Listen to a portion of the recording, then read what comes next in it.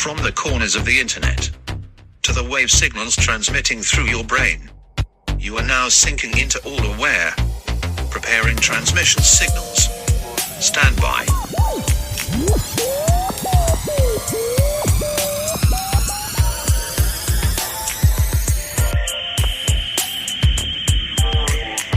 Silent scan.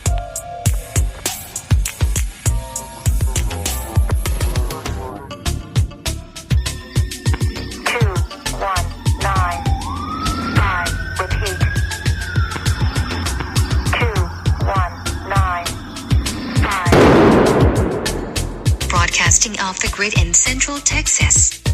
This is the All Aware Podcast.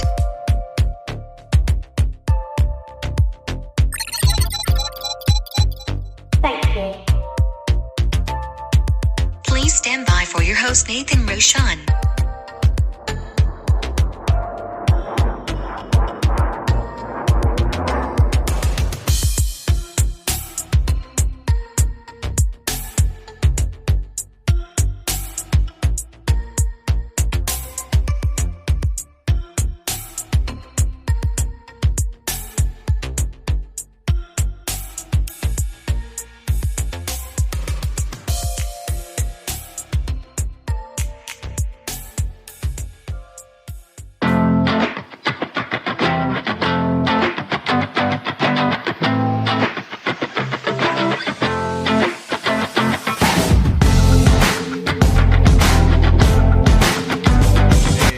To another episode of All Aware. I'm Nathan Roshan, and man, has it been a hot August. I'm not just talking about the temperature, but I mean, look at all this stuff coming out. Yeah, we've had crazy weather temperatures in the West and in the Midwest this summer. Talking about temperatures over 100 degrees in the Midwest, and Texas seeing even a little bit higher than that. And Ohio and the eastern seaboard seeing some humid, hot temperatures that haven't been around for a couple of years. So it's been crazy, but we've also had a lot of groundbreaking, hard-hitting truths from whistleblowers, government committees, and even some corrupt news agencies couldn't keep some of this stuff under wraps. We're going to be talking about this. We have talked about this in previous podcasts, but we'll talk about it more later this fall. But things that are coming out in the public now that can't be held back are things like public confessions of UFOs and UAPs, or unidentified aerial phenomenon. That's the new term they have started to go to. Truths about the lies behind the impeachment attempts of President Donald Trump for a third time now. And just this weekend, a DOD task force committee member released some truths about the United States Corporation. This is something that American State Nationals have been talking about for a few years now, trying to get out in the public. And it's been seen as another conspiracy, but it's now coming out that this is the case, that we have been enslaved, we have been bankrupt, and the people of the United States are not as free as we once believed.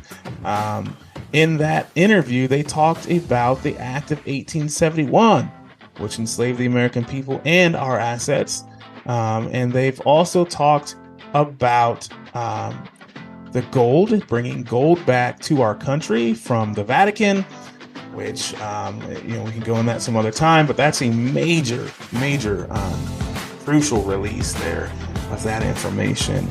So perhaps if you're one of the people, or somebody who may need to come from the proverbial horse's mouth, it's starting to come out from just that place, the mainstream media. So hold tight. There's probably more to come. But tonight, on this exciting episode, we have author, biblical researcher, and a fellow American State National, John Kirwin, on the program. John is the author of A Conspiracy Theorist's Survival Guide and founder of Wake Up or Else PMA. John has recently been discussing a lot about the Mandela Effect. And I think we talked about this a couple years ago, maybe last year in episode 205. I'm pretty sure that's it. So if you want to go back and check that out, either before you watch this one or after, it's fine. But for tonight, for the last 6 years, John has been providing a biblical analysis of the Mandela Effect. According to his research, the changes that are occurring in our reality include the Bible. John will be discussing how this could be happening and some of the prophecies that foretold this event would take place. You don't want to miss this episode, so grab your favorite beverage, that comfy spot on the couch, or that seat position in your car or truck, and let's get ready. We will be right back with John Kirwin on episode 313 of All Aware with Nathan Roshan. Stay tuned. You are tuned into the All Aware podcast. Like, subscribe, and visit us on these platforms.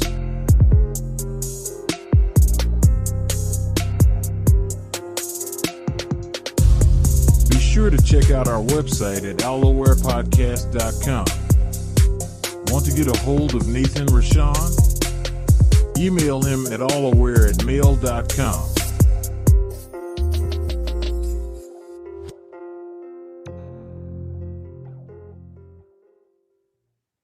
And welcome back to All Aware. John Kirwin and I are sitting down here over the internet airwaves here on All Aware. And we're going to talk about a couple topics tonight.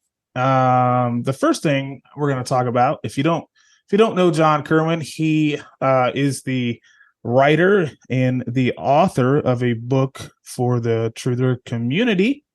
It's called The Conspiracy Theorist Survival Guide, a guidebook for persecuted truthers.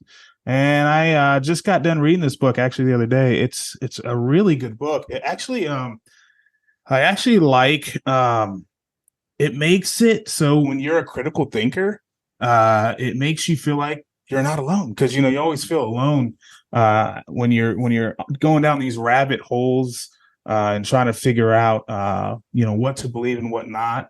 And you start finding the truth. You start, factually looking at things, and you start talking to people around you. And most of the people around you, are like, "What are you talking about? That's crazy," And so what I like about the book too is you have similar experiences in that that you mentioned in the book. So, but anyways, so I kind of introduced you a little bit in the pre-intro promo here, but if you could just give a little information about yourself, John, and how you got to where you're at right now, man. Yeah, absolutely. Great to be with you, Nathan, and your listeners. And yeah, the the experience is pretty universal. I've been creating content now for about 7 years on YouTube and interacted with thousands of truthers, if we can call them that. And I think it's helpful to define what a truther is. It's really somebody that started to question officialdom. Questioning the official story is kind of where you get converted from being a normie to a truther. But anyway, my experience is that this type of persecution is universal. Now, some people don't have it as bad as others. Like, personally, I have interacted directly with close to 200 people now in the last 7 years that have been divorced by their spouse because they found out, I mean, you name it. The moon landing is fake. NASA's fake. The ISS guys are on wires. The Earth is flat. The Mandela Effect is real. There's underground bases, chemtrails, two-party system, deep state. I mean, it's just all these things. And you're blowing people's minds right now, man. Right? I mean, that's the big laundry list. Okay. I'm not saying you have to believe all those to have a problem. I've seen it where people, they glom onto one of those. Yeah. And so it's a it upends your life when this happens, because your whole world is turned upside down. It's like the Truman Show. Yeah, it is. Right? And we're changed. The truther is changed almost literally overnight. Whereas the spouse or the friend isn't. They're still the same, and they're looking at you like, you have really gone off the rails. And but the great example of it is like the Truman Show, where if you've ever seen that Jim Carrey movie where good movie. Right? It doesn't that describe our journey, like to Pretty much. Yeah. You're living your life. You're happy. You're doing your family. You're doing your events, your activities, your soccer programs, whatever. And then all of a sudden you see a little glimpse over here that doesn't look like it should be in your reality. And you're like, wait a second. And then you go a little deeper. Like, let's say it's the wallpaper, right? You're like, what? There's wallpaper on the side of the, dome or what, Yeah. And then all of a sudden you're a different person because now, there's things that you're not aware of that is not true. So yeah, I know exactly, and you're so true. The Truman Show is a perfect example. And imagine, like, looking at the Truman Show, the greatest scene is where he goes into the office building, and the elevator opens, and they didn't have the back of the elevator doors, like the wall was open, and he could see the actors, and they hurriedly close the thing and they usher him out. Well, that was it. All right, well, that's you. That's me.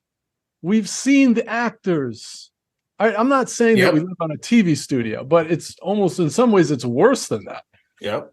And imagine if Truman, after seeing that, just went back to his life the way he used to live and just, oh yeah, my fiance is an actress, but it doesn't matter. And I live in a TV studio, but that's all right. I'm just going to go to work tomorrow and just live. No, it's like life-changing to find out that the majority of the constructs of society are fabricated. And there's masters of illusion spinning this crazy sci-fi horror show, that's churning underneath the realms of what most people can perceive. But now you've been able to peek over the wall and you're like, what?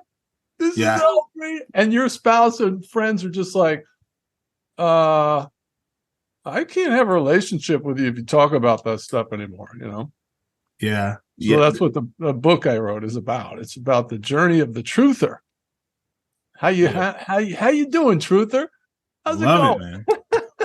I love it, man. It's awesome material. It's like you got 305 pages. How long did it take you to write that thing, man?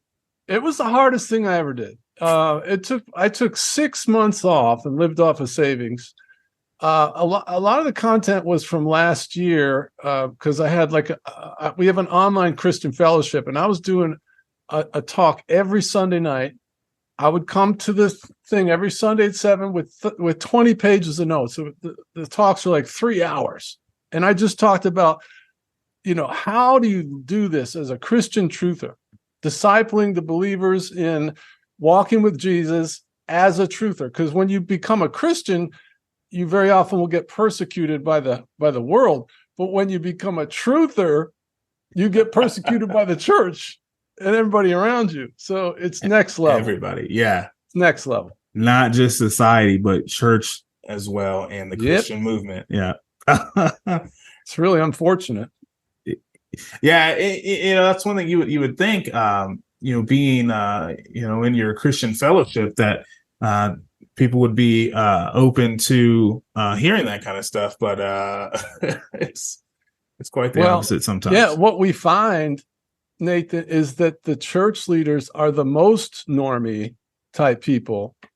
You'd think they would be open to, exotic things and things outside the Overton window, but they have this force field around them that is impenetrable. And I think a lot of it has to do with what I call the rich young ruler principle.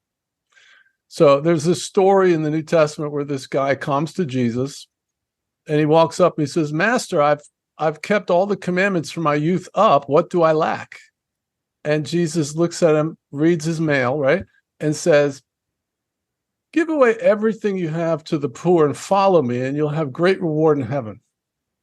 And the next verse says, and he went away sad because he had great riches. So you go to the pastor with, the fact that the NASA's fake, or, pick a topic. It doesn't matter. My lane is I provide a biblical analysis of the Mandela Effect. That's what I've been doing for the last 6-7 years. And So, it's just, it's like the meeting get cut short. You're told you need medication. You have a demon. Don't talk about this stuff. And it's the end of it. And so that now many Christians have left the church trying to find Jesus because the church can't tolerate Christian conspiracy theorists, kooks, nut jobs, trafficking in the dark corners of the internet. yeah, That's the way we're perceived. yeah, and I know there's a lot of movements like that across the country that are forming. Like you have one of them with Wake Up or Else, your PMA, which you guys are doing. But I've seen some here locally. I travel a lot for my jobs and things, and I've seen them all over. I mean, they're popping up. I mean, people are renting out buildings and having actual physical meetings too, where it's a safer place for people that want to have open minds and also still want to believe in the teachings of the Bible and follow a Christian conservative or just Christian mindset. Absolutely. Yeah, so I think that's great. So let's kind of get into your book if you don't mind and kind of talk about like who was the audience of your book? Was it like pastors? Are you trying to get across to them? Is it more for just the general public or just for all of us here? Oh no, it's definitely for everybody. Okay. If your friends have told you you're crazy and your spouse, your children think you're crazy and your life is like a veil of tears, then this book's for you. It's not for the unconvinced. So if you go to Amazon, you put in conspiracy theorists, you'll find two kinds of books. One is all the books trying to convince people that conspiracy theories are crazy. And there's books for your spouse is going down the rabbit hole. This is how you can get them out. Then the other half of the books is people trying to convince you that the conspiracy theories are true.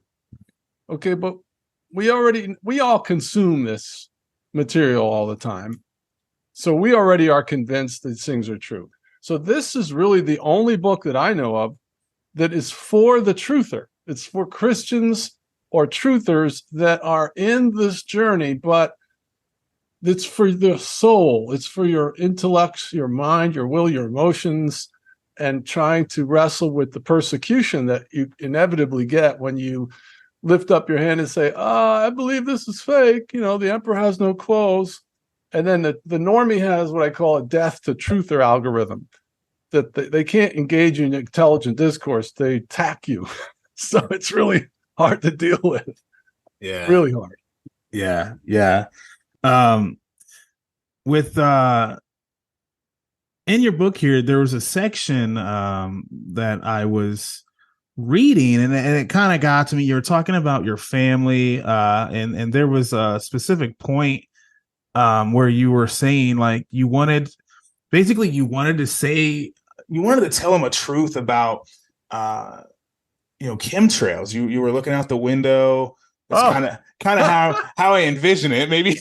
And you were like, I want to tell them because they were saying how beautiful the sun is, how beautiful that everything is. And you held your mouth and you were like, I can't say that. So right. Can you walk us through kind of that frustrating moment? Like what? I mean, that's we all have that. Yeah. So this is great. I'm sure a lot of people can relate to this. All right. So I got to set this up. So basically, like chapter 6 in the book, I go through the 3 stages of rejection.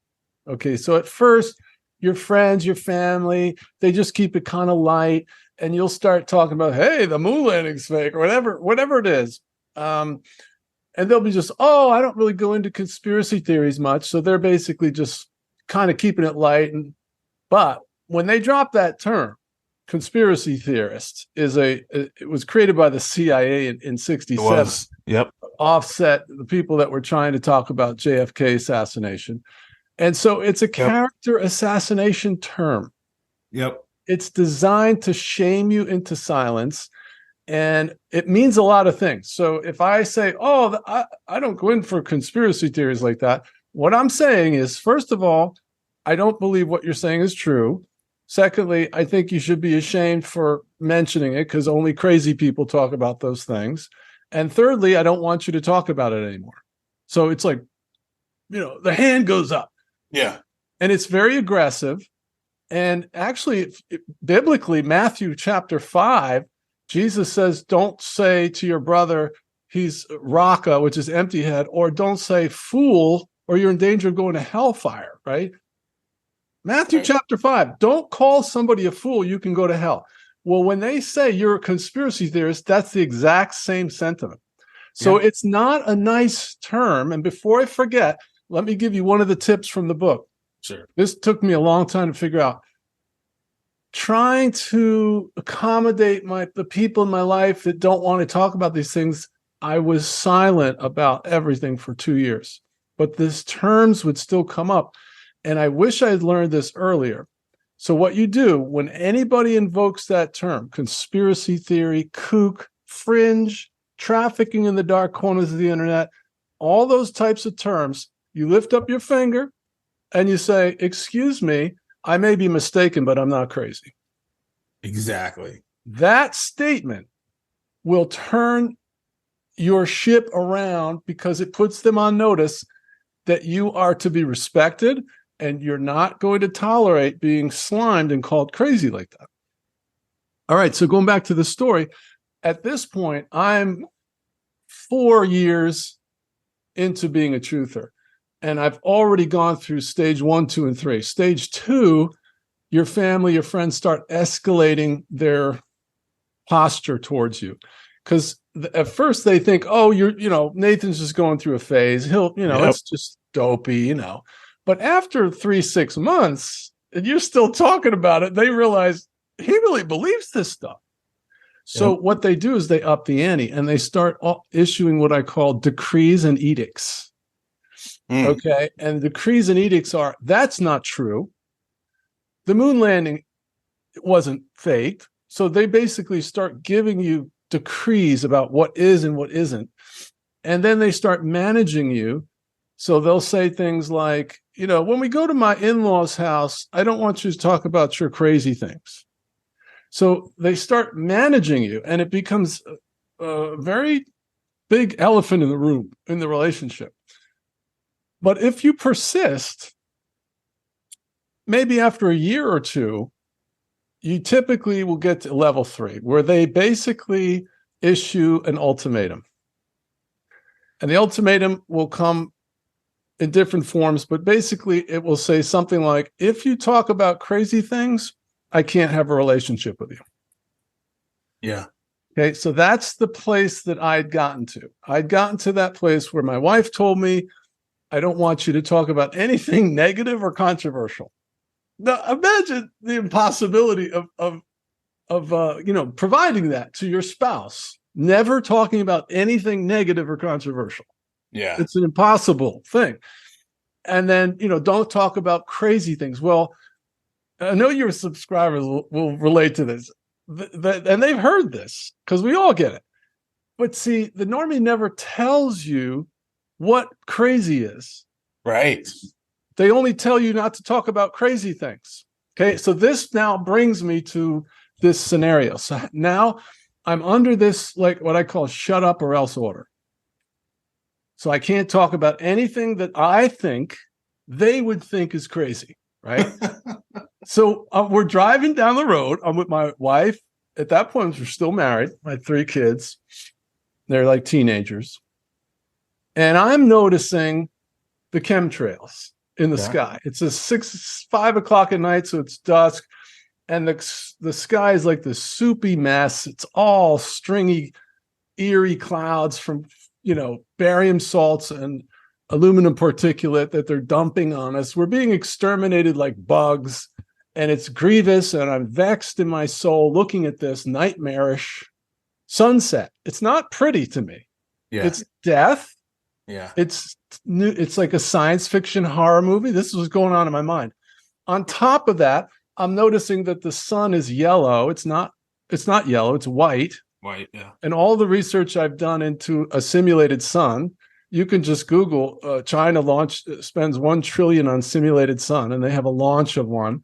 And then there's all of this companies that create simulated suns. And then there's all this evidence to show that they're using technology to put a simulated sun up because there's a nebula or Nibiru or whatever is blocking the sun. And this is all these things going through my mind. Wow. Okay. And then of course, the sun is coming out down in the crepuscule or whatever the term is. The rays are going on an angle, which proves that the sun is local. It's not 93 million miles away, because if it was, the beams would be coming straight down. And at that moment, my daughter says, "Oh, Dad, isn't the sunset beautiful?" And then they all start saying, "Yeah, it's beautiful." So in my mind, I'm thinking, don't say anything. Don't say anything. Don't say right? Your poor mind is being tortured at that moment, man. Because as truthers, we're so urgent. Truthers have to jump in when truth is being trampled like that. Yeah. But I'm at the point where it's such a polarized topic. There would be absolutely no good in me actually saying any of this stuff. So I really only have 4 options. I either have to remain silent, which creates kind of an awkward silence. I have to agree with them. And now listen to this. Agreeing with them means I have to pretend I believe the way they do. So I'm told, don't talk about crazy things. And then I'm asked to talk about crazy things. But in a way, I'm being asked to give them the opinion that they want, not what I actually believe. It's my line, it's my boundary. I won't do that anymore. Yeah. So I'm only either going to be silent. I'm not going to talk to them about it, because that's World War III, and I'm trying to stay in their life, right? Right. Or option 3 is I can tell them what I actually think, which is not an option. Or the last option is I can let them know, hey, this is actually, I'll say, I've been asked not to talk about anything negative or controversial, so I can't really talk about the sunset. Yeah. I'm starting to use that response a little bit more because it's raining red pills now. And they're coming to me more and more with things that are crazy. Mm-hmm. It's all around us. Yep. And I'm not saying anything. I'm just saying, hey, you know what? I was asked by you not to talk about anything negative and controversial. So I really can't talk to I want to be in your life. I'd love to help guide you into adulthood, but you've censored me. So now the things that I've tried to share with you and prepare you for years ago are now happening, but I can't talk to you about them. So that's really where we're at. And I believe, though, what's slowly going to happen is it's going to be dawn on them. Hey, Dad, maybe Dad wasn't crazy after all. Yeah, it's going to come from another source. Yep. And then they're going to be like, wait, my dad was talking about this 6 years ago or 3 or last month, Yep. It's true, though, Dave. It's happening now. It's happening right now with us, with a lot of us, with friends. I've had friends come to me and they're talking to me now, and they didn't want to talk to me when I started this podcast. And like nothing happened because they're seeing it now, man. Yeah. Right now, we've been told there's always like 4 or 5 levels of truth. Whenever they show us anything in the data sphere, there's always like 5, 6, 7 levels of truth behind what we're being shown. Right. Yeah. Okay, but just in layman's terms, on a basic level, the officialdom, as I call it, the central planners have been denying that the aliens are real up until now. Right. Well, they are now saying they are real. We now have Tucker Carlson, like 6, 7 months ago, did a 3-part series where he said the U.S. government is in possession of, quote, off-world technology.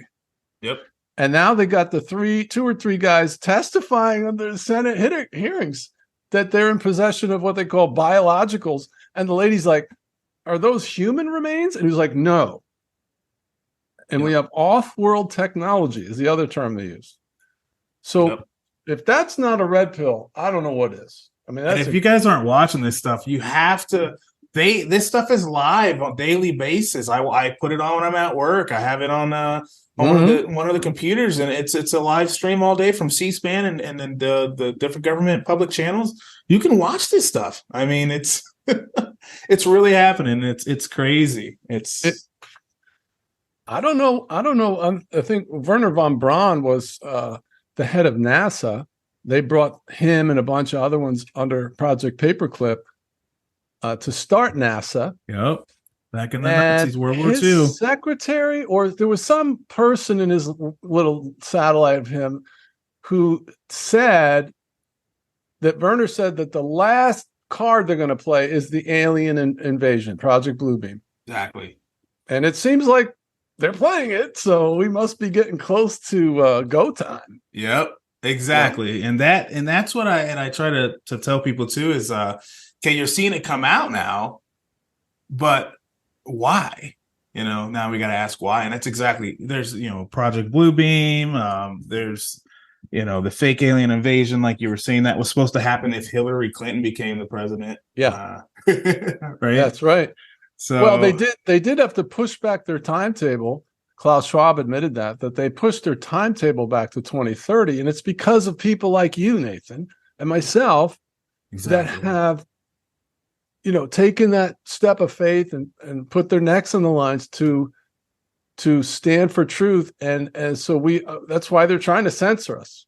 And these people are not all powerful. They don't have all power. They have to get us to go along with these scenarios and deceive us and get us compliant. And so the truth matters, man. These things are really important that we do. So my hat's off to you, man. That's awesome. Same to you, man.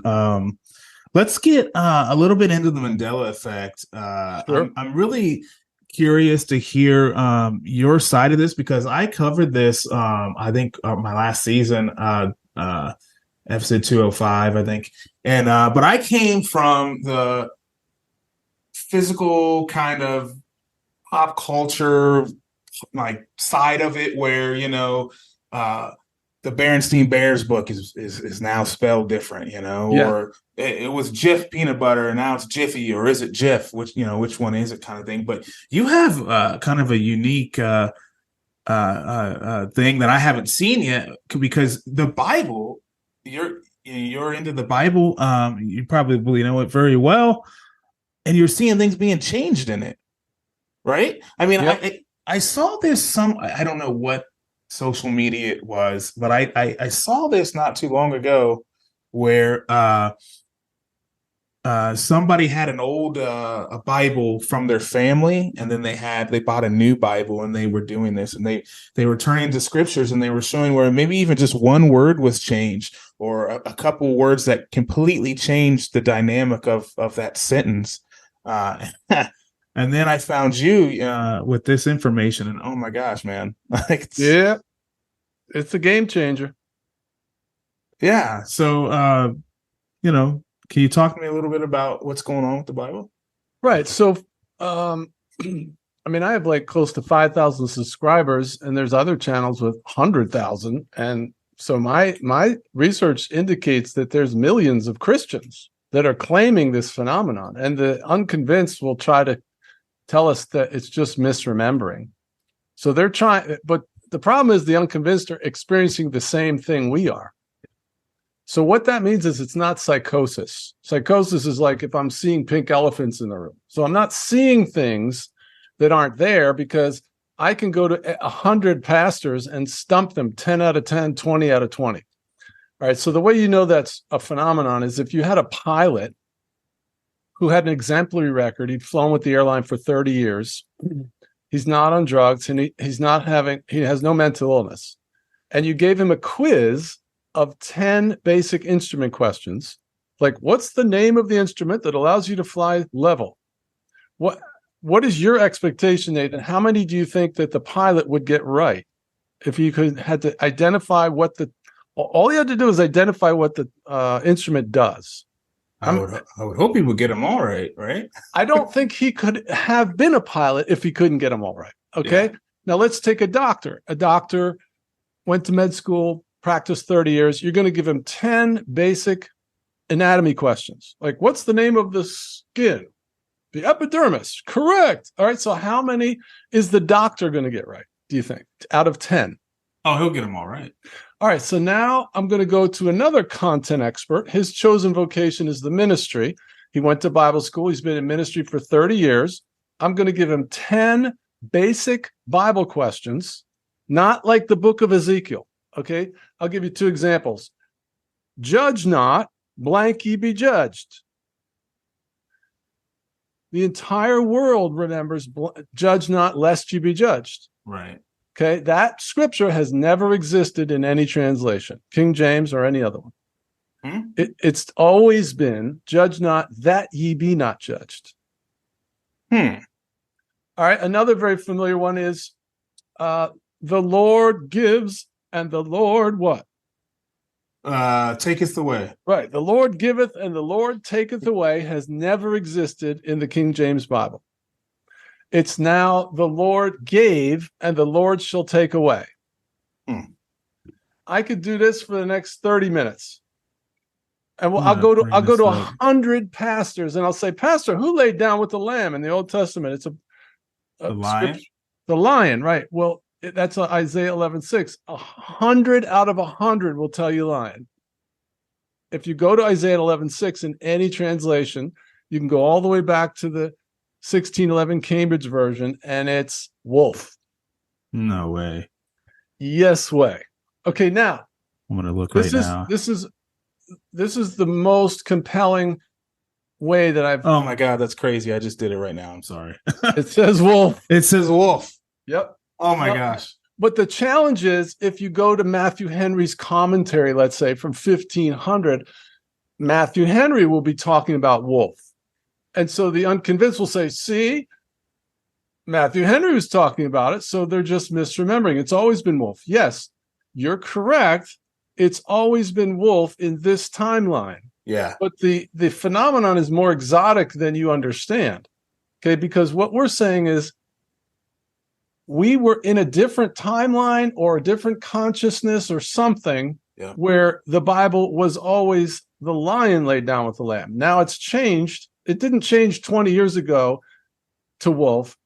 It changed, and it's always been. It's actually in the Dead Sea Scrolls. Wolf is in the Dead Sea Scrolls. But yet our memories are so vivid. So let me go back to this doctor, pilot, pastor thing. Pastor, if the doctor gets 10 right, the pilot gets 10 right, and the pastor gets 10 wrong, and the pastor doesn't have mental illness, because I could do it with 100 pastors, how is it that he's getting 10 wrong? Right. It's a King James only pastor, and I'm talking out of the King James Bible, so it's not a translation issue. I'm talking to him out of the 1611 Cambridge version, so it's not a modernization issue. How is that possible? And their answer is, I don't know. Yeah. The only answer I've gotten is, oh, well, have you ever heard of the telephone game? I'm like, really? Yeah, I know what they're talking about. You're going to go with that? Yeah.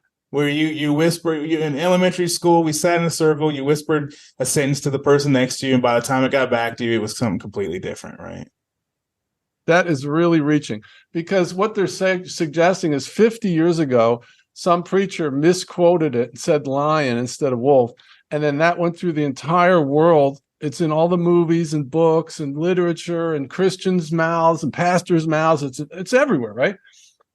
All right, but that's one guy. But see, all the Christians read their Bible every day. They read their devotional. They listen to people talk about the Bible. They read books about the Bible. They memorize the Bible. We don't just read the Bible. We memorize the Bible. Yeah. And then we go on Sunday and listen to the guy talk about the Bible. And that's our life, week in, week out.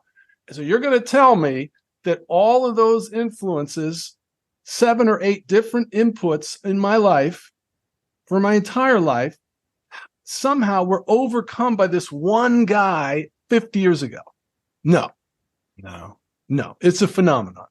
Okay. Yeah. Now here's the other bombshell question, because the number one argument is that we're misremembering. All right. So the Bible, God commands us 8 different times to remember in the Bible. Communion is predicated on remembering.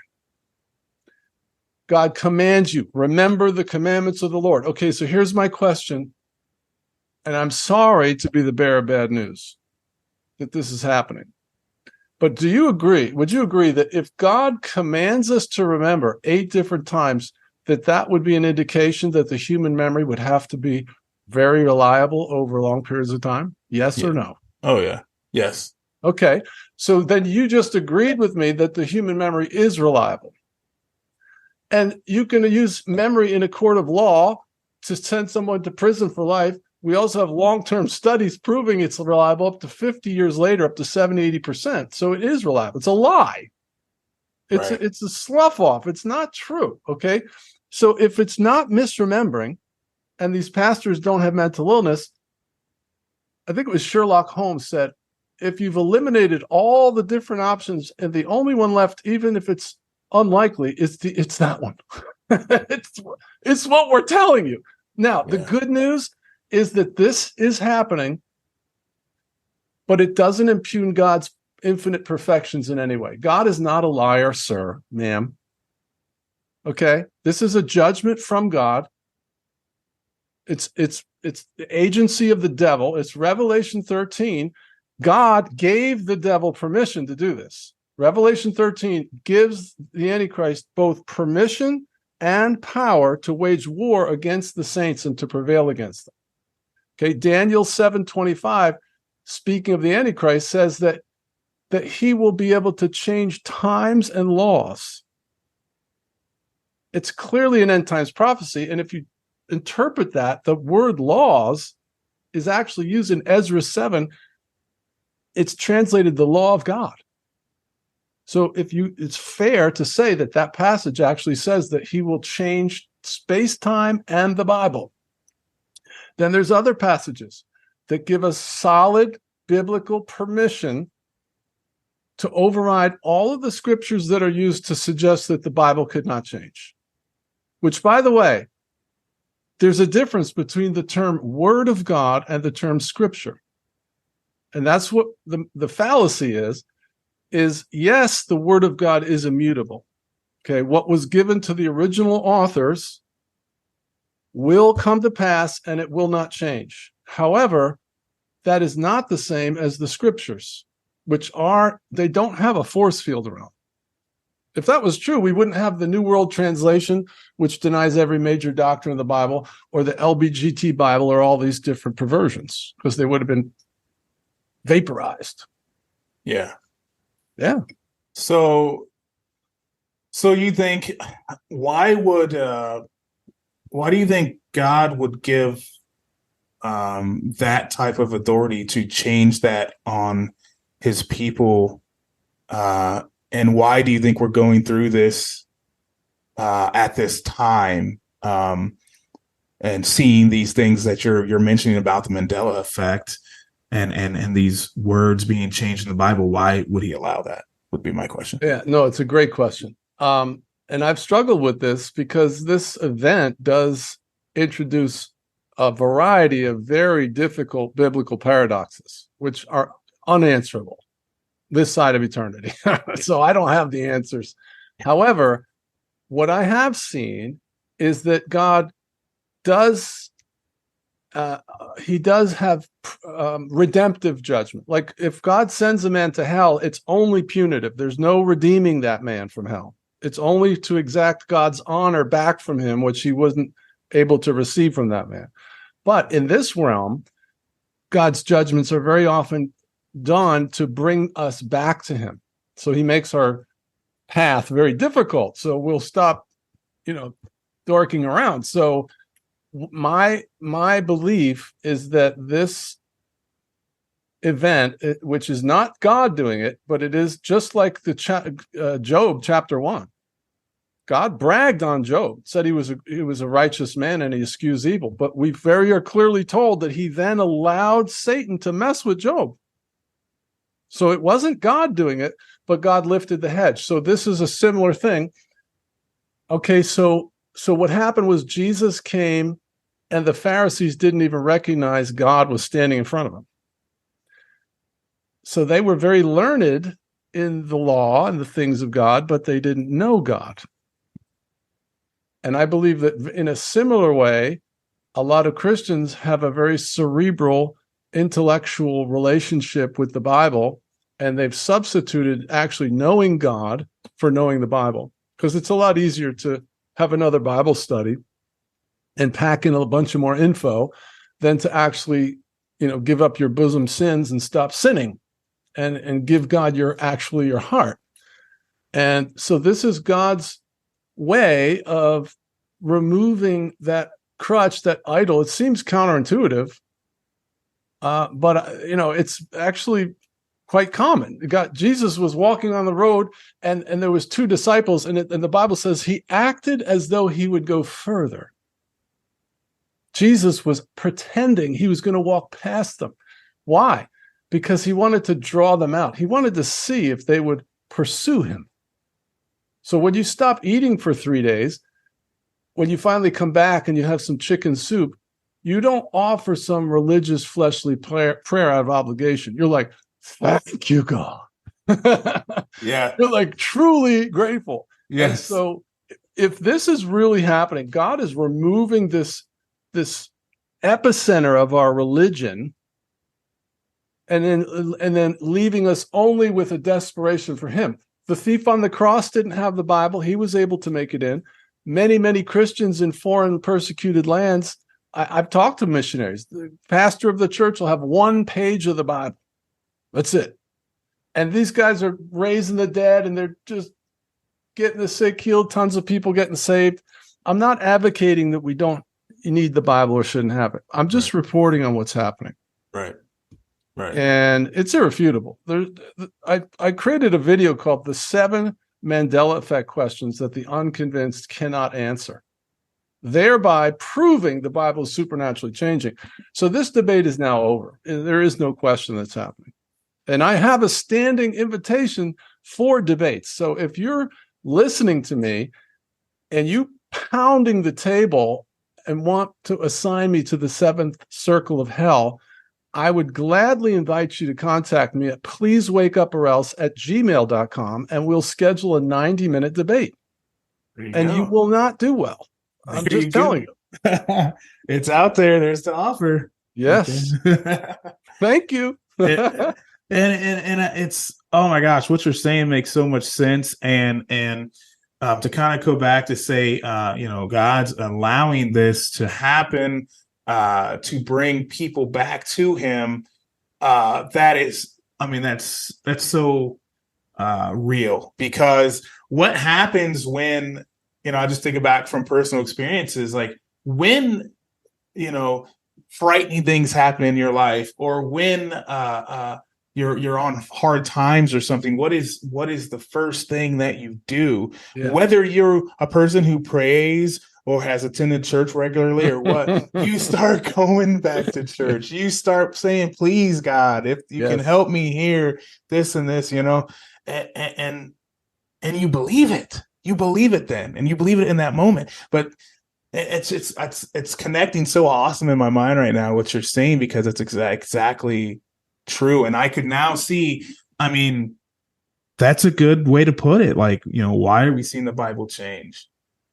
Because with the, pestilence, or whatever word you want me to use, or the things we're seeing today going on, it's no gray anymore. It's black or white at this point. You're either on board with a God, with a creator, with a heaven, or you're not. Yeah. Or, So I totally agree with what you're saying.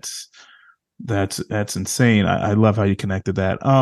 What do you think, like, these timelines? How did we get on this timeline? Because I remembered stuff differently and seeing it in a new way. How do you think our consciousness, I know these are huge questions, but yeah. How do you think our consciousness is still there, but we're on another timeline? Is that CERN, or is that something more supernatural? What's going on? How it's really a mind bender. I know. We've gone down this road so many times in so many conversations with so many smart people. I've talked to people that are light years ahead of me in their understanding of quantum physics, in the things of Christianity, in all mathematics, and basically there's only some people that know what's going on. The most of us have no clue. We only know what it isn't. It isn't a naturalistic thing that you can, Right. oh, I have people tell me, oh, I can clear this up for you, John. You're just confusing the Platter's peanut guy with the Monopoly guy. I'm like, no. Here's question number 2 from my 7 questions. Okay, your name is Nathan. So let's say you woke up one morning and your name is Nick. Okay, it's not Nathan now. Your bank statements say it's Nick. Everything, your driver's license, everybody knows you as Nick. And you go to the doctor, you get checked up. You don't have mental illness. You go to the pastor, you don't have a demon. Okay, so you rule that out.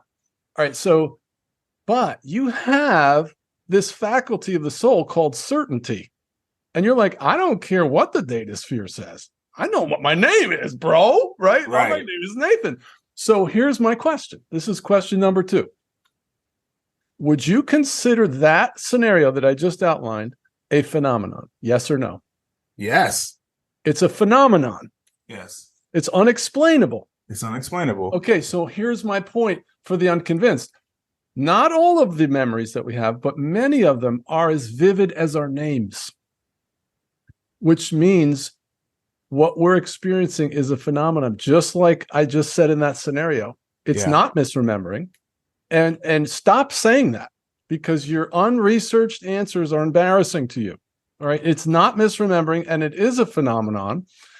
And so then what we require of you is, if you cannot give us an explanation for the phenomenon that we're experiencing with our Bibles, then we're forced to come to the only logical conclusion, which is it is changing. Now, how it's changing, okay?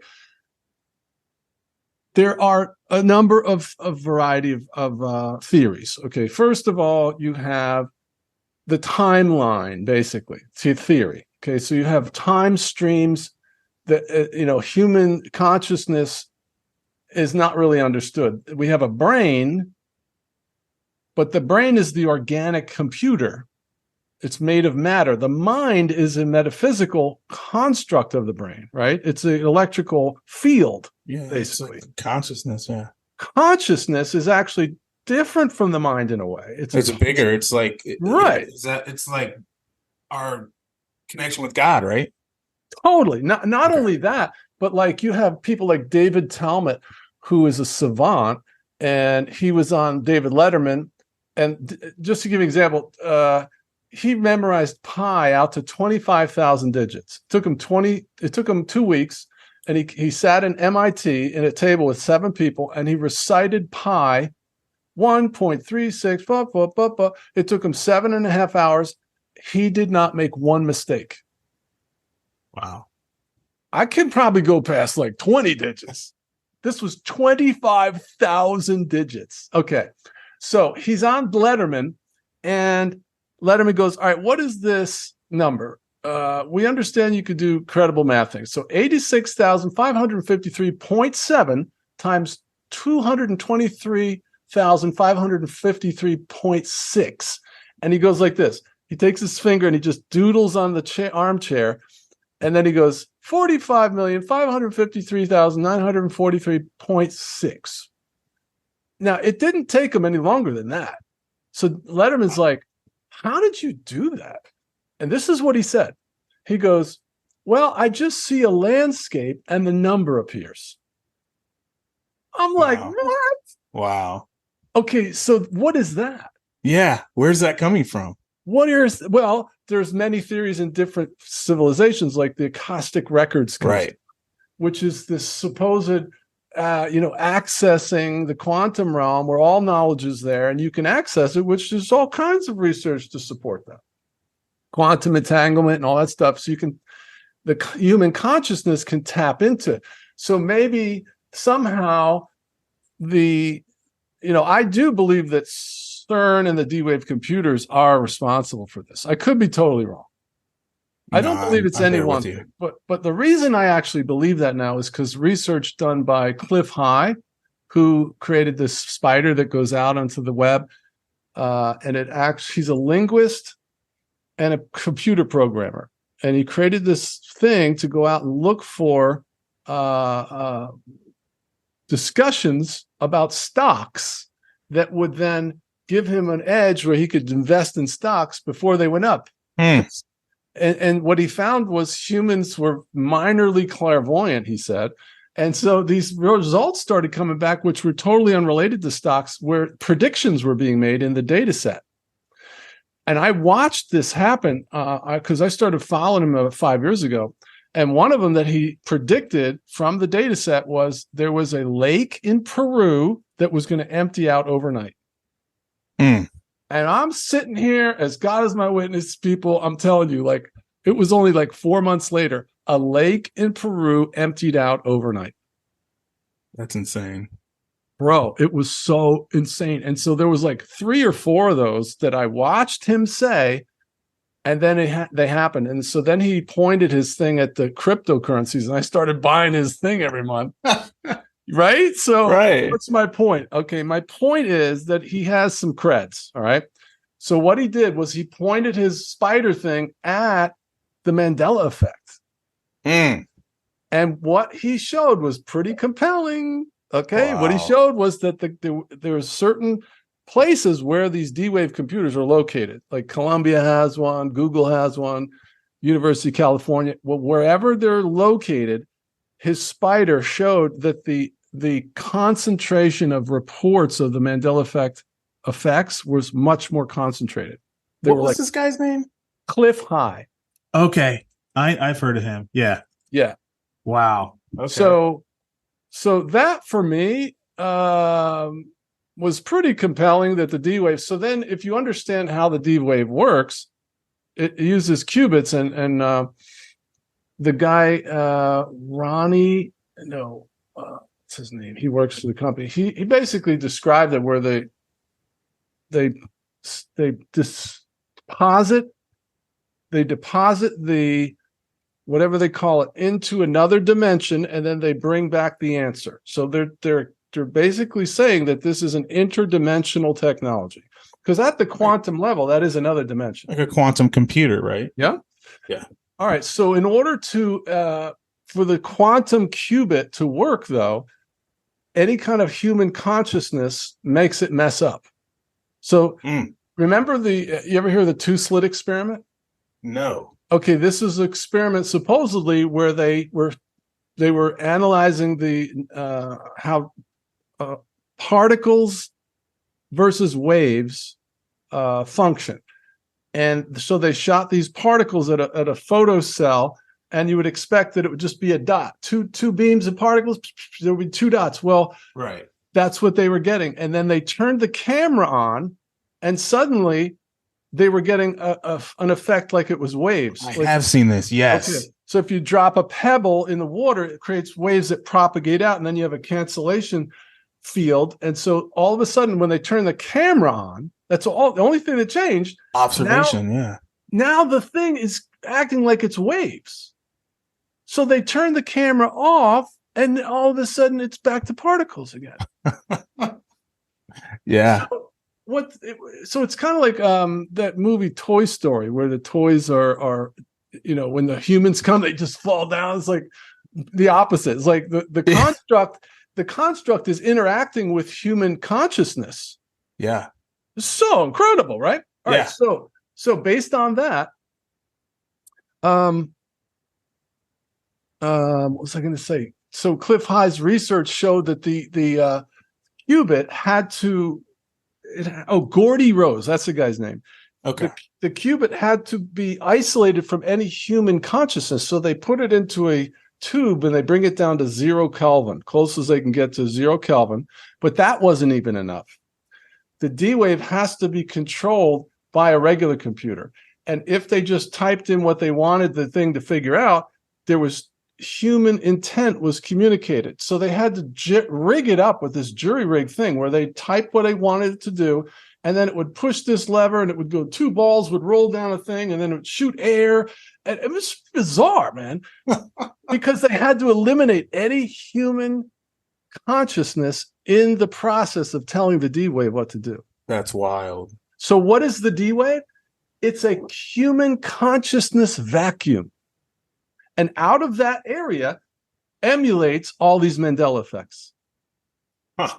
Because that's what his research shows. Or in and around the D wave is where the most concentration of reports of Mandela effects happen. Wow. Just saying. Wow. Just saying. Because we've all been trying to figure out how it happened. And that's my best guess right there. That's one of the best I've heard. Yep. It really is. That's crazy. It's really crazy. And like, because you've always heard, that I think it's quantum physics, right? Where if you observe something, it acts different than when it's not being observed, right? So there's kind of some of that, in that as well. And also, right, that's like what the two slit experiment did. They proved that human observation changed how the construct, the underlying construct of reality was functioning. But I forgot what I was going to say now. Let's see. No, that's okay. So these no, you're fine. So these experiments are basically they're giving us a good idea of what the Mandela effect is and how it's happening, and that our consciousness is staying on the same wavelength per se. It's the consciousness is truth. The consciousness is steady, but because of these manipulations that are going on in the ether or in other, I don't know how you want to term it, other dimensions or whatever. I guess maybe the strongest one is the one that we end up finding ourselves on, if that makes any sense. All right, let's go to the next philosophy. The next philosophy is not a timeline, but it's a parallel universe. Now, as Christians, we tend to have a real problem with this idea, because if you take the Bible literally, then all men will stand before God and on Judgment Day. And so how can there be an infinite number of Johns that are going to stand before God? That's a really difficult theological thing to reconcile. However, the idea that there's parallel universes and that's what we're experiencing does help me a lot, because what we're experiencing are things like, I was just talking to my friend. My friend is a commercial helicopter pilot. Right. Okay, so this is not some teenager living in his mom's basement. This is a highly educated professional, highest rating in commercial helicopters. So, and he's got a channel. It's Awake and Say, it's called. Okay, so he's lives in this town his whole life, and one day he goes for gas at this gas station that was always an Exxon, and he pulls up, and it's like a Sunoco. No, and he's like, "What?" I mean, it's like his name changed, right? This is as absolutely certain as anything that has ever happened in his life. So he goes in and he's like, when did they change this to a Sunoco? And the girl goes, honey, I'm a manager. I've been here 10 years. Oh, yeah. So wait, he went on like a Thursday and it was, whatever, Speedway. And then he goes on Friday and it's a Sunoco. Right now, so he and I drilled down on this one to try to get our heads around the logistics of this. All right, now if it's a timeline thing, it's a lot more difficult to reconcile. But if it's a parallel universe, it's a lot easier, because basically I'm in universe 1 where there's an Exxon where Joe is the manager for the last 10 years, and I just go boop over to this parallel universe. Well, now there's a Sunoco, and it's always been a Sunoco in that universe. Yeah. If you come back to this universe and think of it as a video game, okay, if you got a cheat code in a video game, you can just press Control X, and all of a sudden Zolar has the sword of Goron in his hand, right? Oh, yeah. And he's right, there's something. Yeah. It's just a cheat code. Bing. All right, so is the construct actually morphing? Is our construct malleable? Well, we sort of know it is, right? This table that I'm sitting at appears solid to me, but it's actually an energy construct. It's Yeah. made of, I mean, there's no like a little grain of sand in the molecule. The molecule is only a point of energy with other points of energy. So they say that the Higgs boson field is what gives things an apparent solidity, what makes us perceive it as solid. But then we see that law being suspended in the Bible, like where Jesus walked through the walls, or the axe head floated, or Philip was translated down the road 30 miles in the book of Acts. So the construct is malleable, but we don't know if that's what's happening, or if we're shifting to an actual different universe, or if it's just a consciousness shift. But Right. that's difficult because we're not experiencing the same thing. So somehow we're perceiving it differently when it's still the same. I don't believe that. I don't believe it's an implanted thought either. Yeah, so there's a guy on Instagram who his username is Book of Jonah.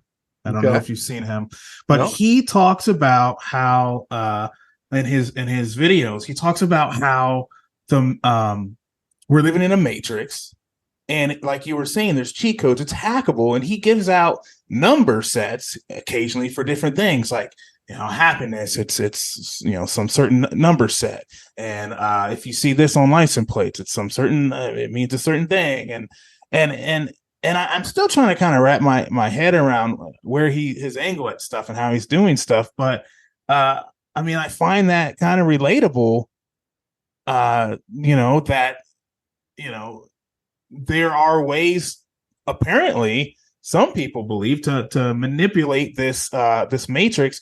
And I wanted to ask, do you believe we can jump on these timelines? Do you think, you know, like your friend, you think we can fall asleep and intentionally tell ourselves we want to be in a certain timeline or with certain things, and wake up to that reality in our conscious, with our consciousness attached, I should say?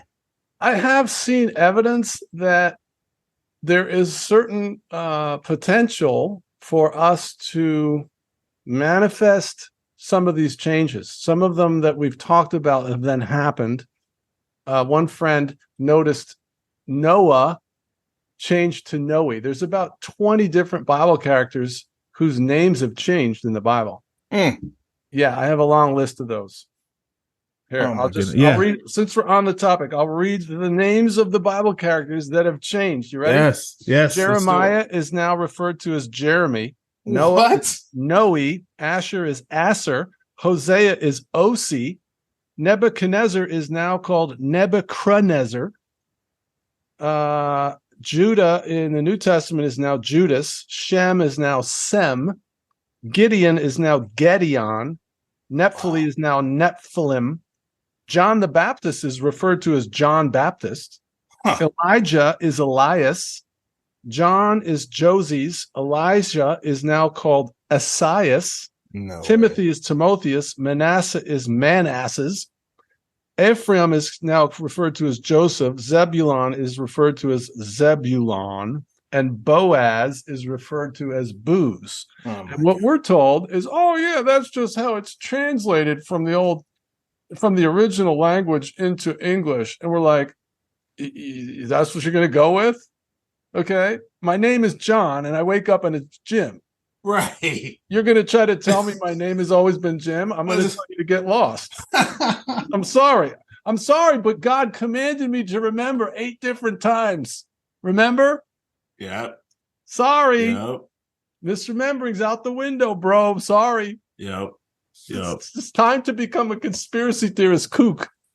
In fact, for all the preachers that might come across this podcast, all right, I don't believe that you can possibly properly minister to your congregants in this day and age unless you're a conspiracy theorist kook nutjob.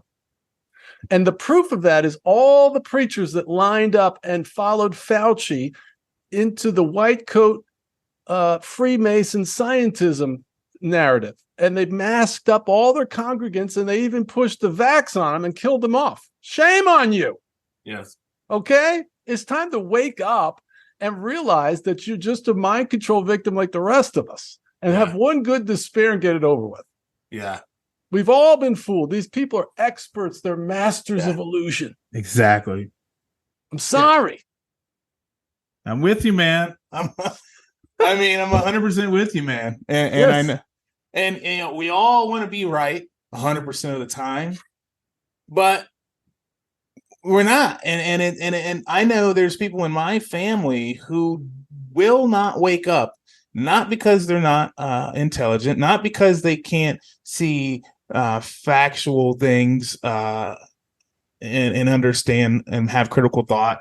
It's because they want to be right, and they said one thing 20 years ago, 50 years ago, and they will not abandon that thought. They will not see the forest amongst the trees. Yep. And so I'm right there with you. Give it up. It's okay. I was wrong. Right. I was wrong. You were wrong at one point in our lives. We believed things because we were controlled. Like you said, we were mind controlled to believe that stuff, and we did. And then we were happy with our beliefs and our thoughts. But then other stuff comes forward. Other facts show themselves. Your own observations come into play. Your own experiences, your own soul. I believe that your intuition is a real thing that you have. Whether you say it's God or whatever puts in you. And you say this in your book, which is brilliant too, but he puts in you, or God puts in you, what's right and wrong from birth. Yeah. Like we don't need society to tell us what we should do or should not do. When you do something wrong, whether it's societally seen as something bad, your heart, your soul feels that it's wrong. You have a thing that we call guilt, right? Exactly. And that happens if you're 2 years old or if you're 200 years old. It still happens. So like a 2-year-old knows that they did something bad because they feel it. A 20-year-old knows they did something wrong because you feel it. And I think that's what with a lot of the truthers is we can tap into that as well as look at facts and observations and things, and we use it all to tell ourselves what the truth is, not what somebody else has told us the truth is. But I'm kind of going on here, but a point, and we got to take a break here in like 2 minutes. All right, and then we'll come back if you want to stay. I'd love to have you. Oh, for sure, man. Oh, I'm good to go. I'm used to doing long marathons. I'll follow you, like I said, man. We'll go wherever you want. Oh, that's perfect, man. Yeah, let's do it then, man. All right, and we got to get into some of these other topics too. I want to talk to you about flat Earth, actually. If you want to go that way, we can go there. We need to do a break because I want to pick up on something you just said, but we could do it. Sure. No, go ahead. We have 3 minutes. Okay, I can do it in 3 minutes. All right. So you mentioned integrity, and I think I mentioned integrity about 30 times in the book. And a lot of truthers ask, why can't my loved ones and friends see? Why can't they see? Or why can you see? And what I found in my research is the reason is integrity. Okay, so what happens, and you mentioned the conscience too. What happens is, let's take the moon landing as an archetype of all conspiracies, right? You're a normie, you're just doing life, right? Yeah. And all of a sudden, God taps you on the shoulder and he goes, did you notice that looks like it's made of curtain rods and cardboard and it has Scotch tape on it? Did you notice that? And you go, what? And so then you look up a few videos and you find out it's fake. All right. So at that moment, when you see that it's fake, that's the truth. And the conscience is vexed. Your conscience tells you, oh, that's wrong. It's wrong. They're lying. This is not true. Okay. So that's your conscience. That's the devil on one shoulder and the angel on the other. All right. But then what happens is your integrity steps in, because you can deny your conscience and just keep rocking. Right. But the truther, and this is a word of encouragement to everybody listening, truther, good for you. Okay? You've been told you're a kook, and I'm here to tell you that you are right. Congratulations. Great job. You are correct. And thank you for having integrity and choosing the truth no matter where it takes you, because that's what defines the truther, is they see the truth. If you look up the definition of truth, it's things that are factual. Yes. Okay? And then if you look up the definition of factual, do you know what factual means? Things that are obvious. Oh. Oh. So I what's love it. obvious is the lunar rover, the lunar lander. That whole thing is so ridiculous. And so we go, well, that's a lie. And then your integrity, because if you bite down on that you're going to get persecuted, right? So, Yep. But because you have integrity, you go, I don't care. I'm going wherever the truth takes me. Whereas the normie, they step back and they're like, oh, man, I mean, life is good. I got my happy life. I don't really want a bunch of people jumping in my grill. I'm just going to go and say, well, what difference does it make? I still got to go to work, don't I? Or, you can't believe everything you see on the internet, or blah, blah, blah, blah, and they just take a left turn. Shame on them. Yeah. I hear you. We're going to be right back here all over. I'm with John Kirwin, the author of the Conspiracy Theory Survival Guide, a guidebook for persecuted truthers. And we're going to be back right after this. Stay tuned.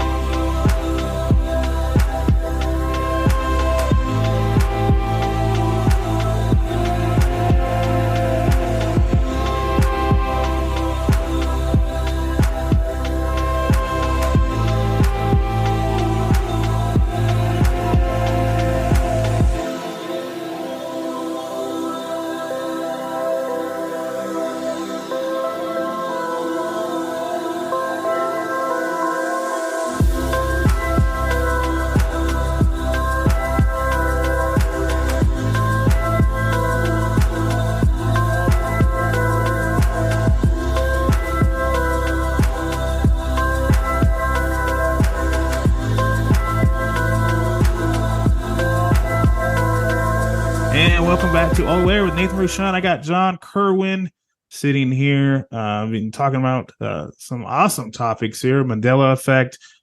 We talked a little bit about some biblical changes, some names that have been changed in the Bible from what most of us remember growing up, if you grew up in the church or at least are familiar with the Bible. Talking about some conspiracies, what they call conspiracies, but as John mentioned earlier, conspiracy theory is a made-up term that was made up by the CIA to throw you off so that you wouldn't critically think. So I don't like to use it. We use it because that's what's the familiar term, unfortunately, but it's more like critical thoughts, critical theory. But we're back here, and John, welcome back. I did want to talk to you. I know you are on this kind of conspiracy theory too. I know you said you're kind of down all the rabbit holes, and one of them was flat Earth. So a lot of people, it's hard for them to conceive of something like that. And to be honest with you, I'm still not 100% there. But there's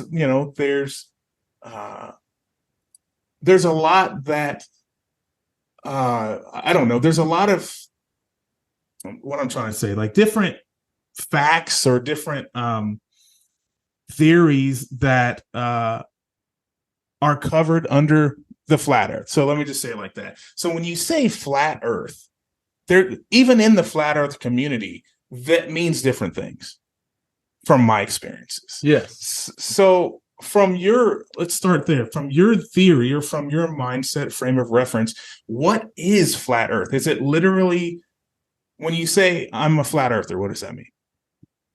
Well, it means that you no longer accept the narrative that the Earth is a ball, but instead it's a flat stationary plane.